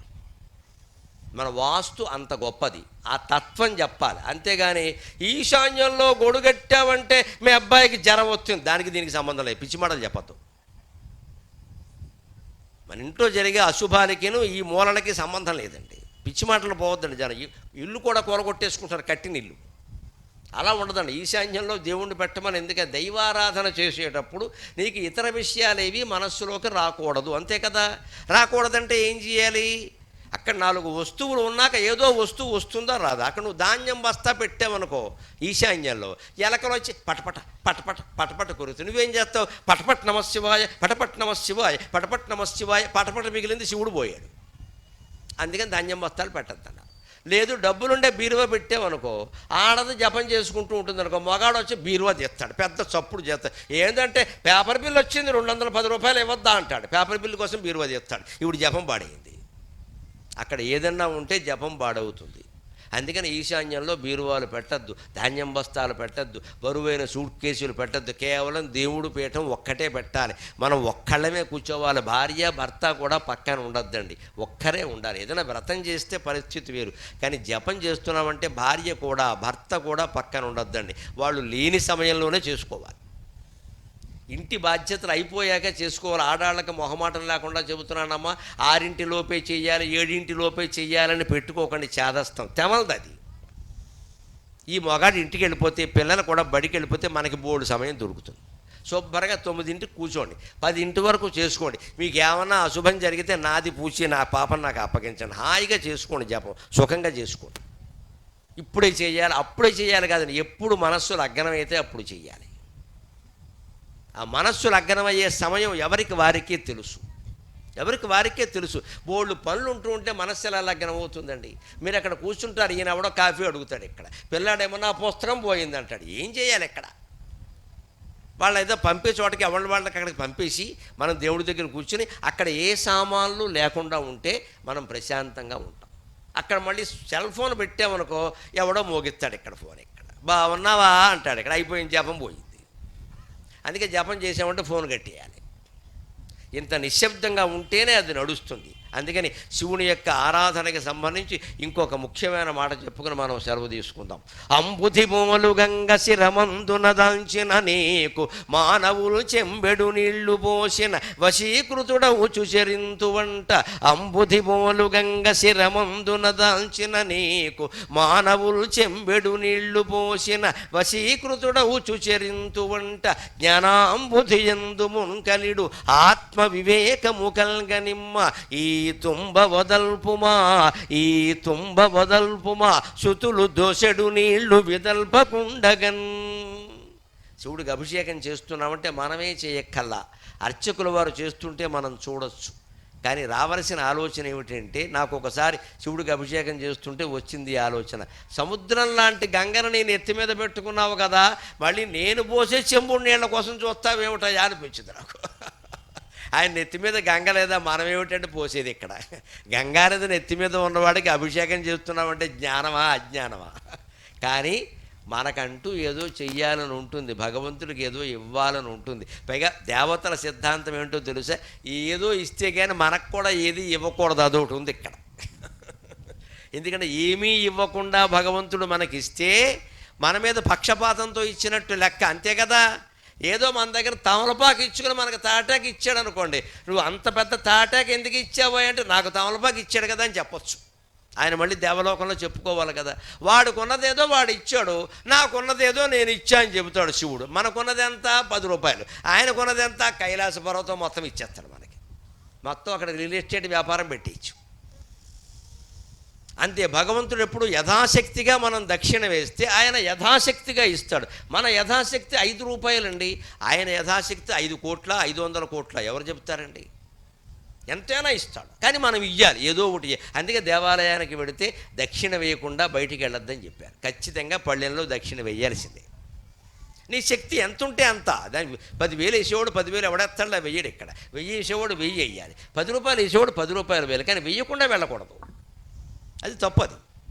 ఎందుకని భగవంతుడికి ఏదో ఒకటి చిన్నదైనా మన శక్తి కొద్దీ ఆ త్యాగభావం అనేది అలవాటు అవ్వాలి. అంతేగాని దేవాలయాలతో వ్యాపారం చేద్దామని కాదు, అక్కడ త్యాగభావం అలవాటు అవ్వాలి.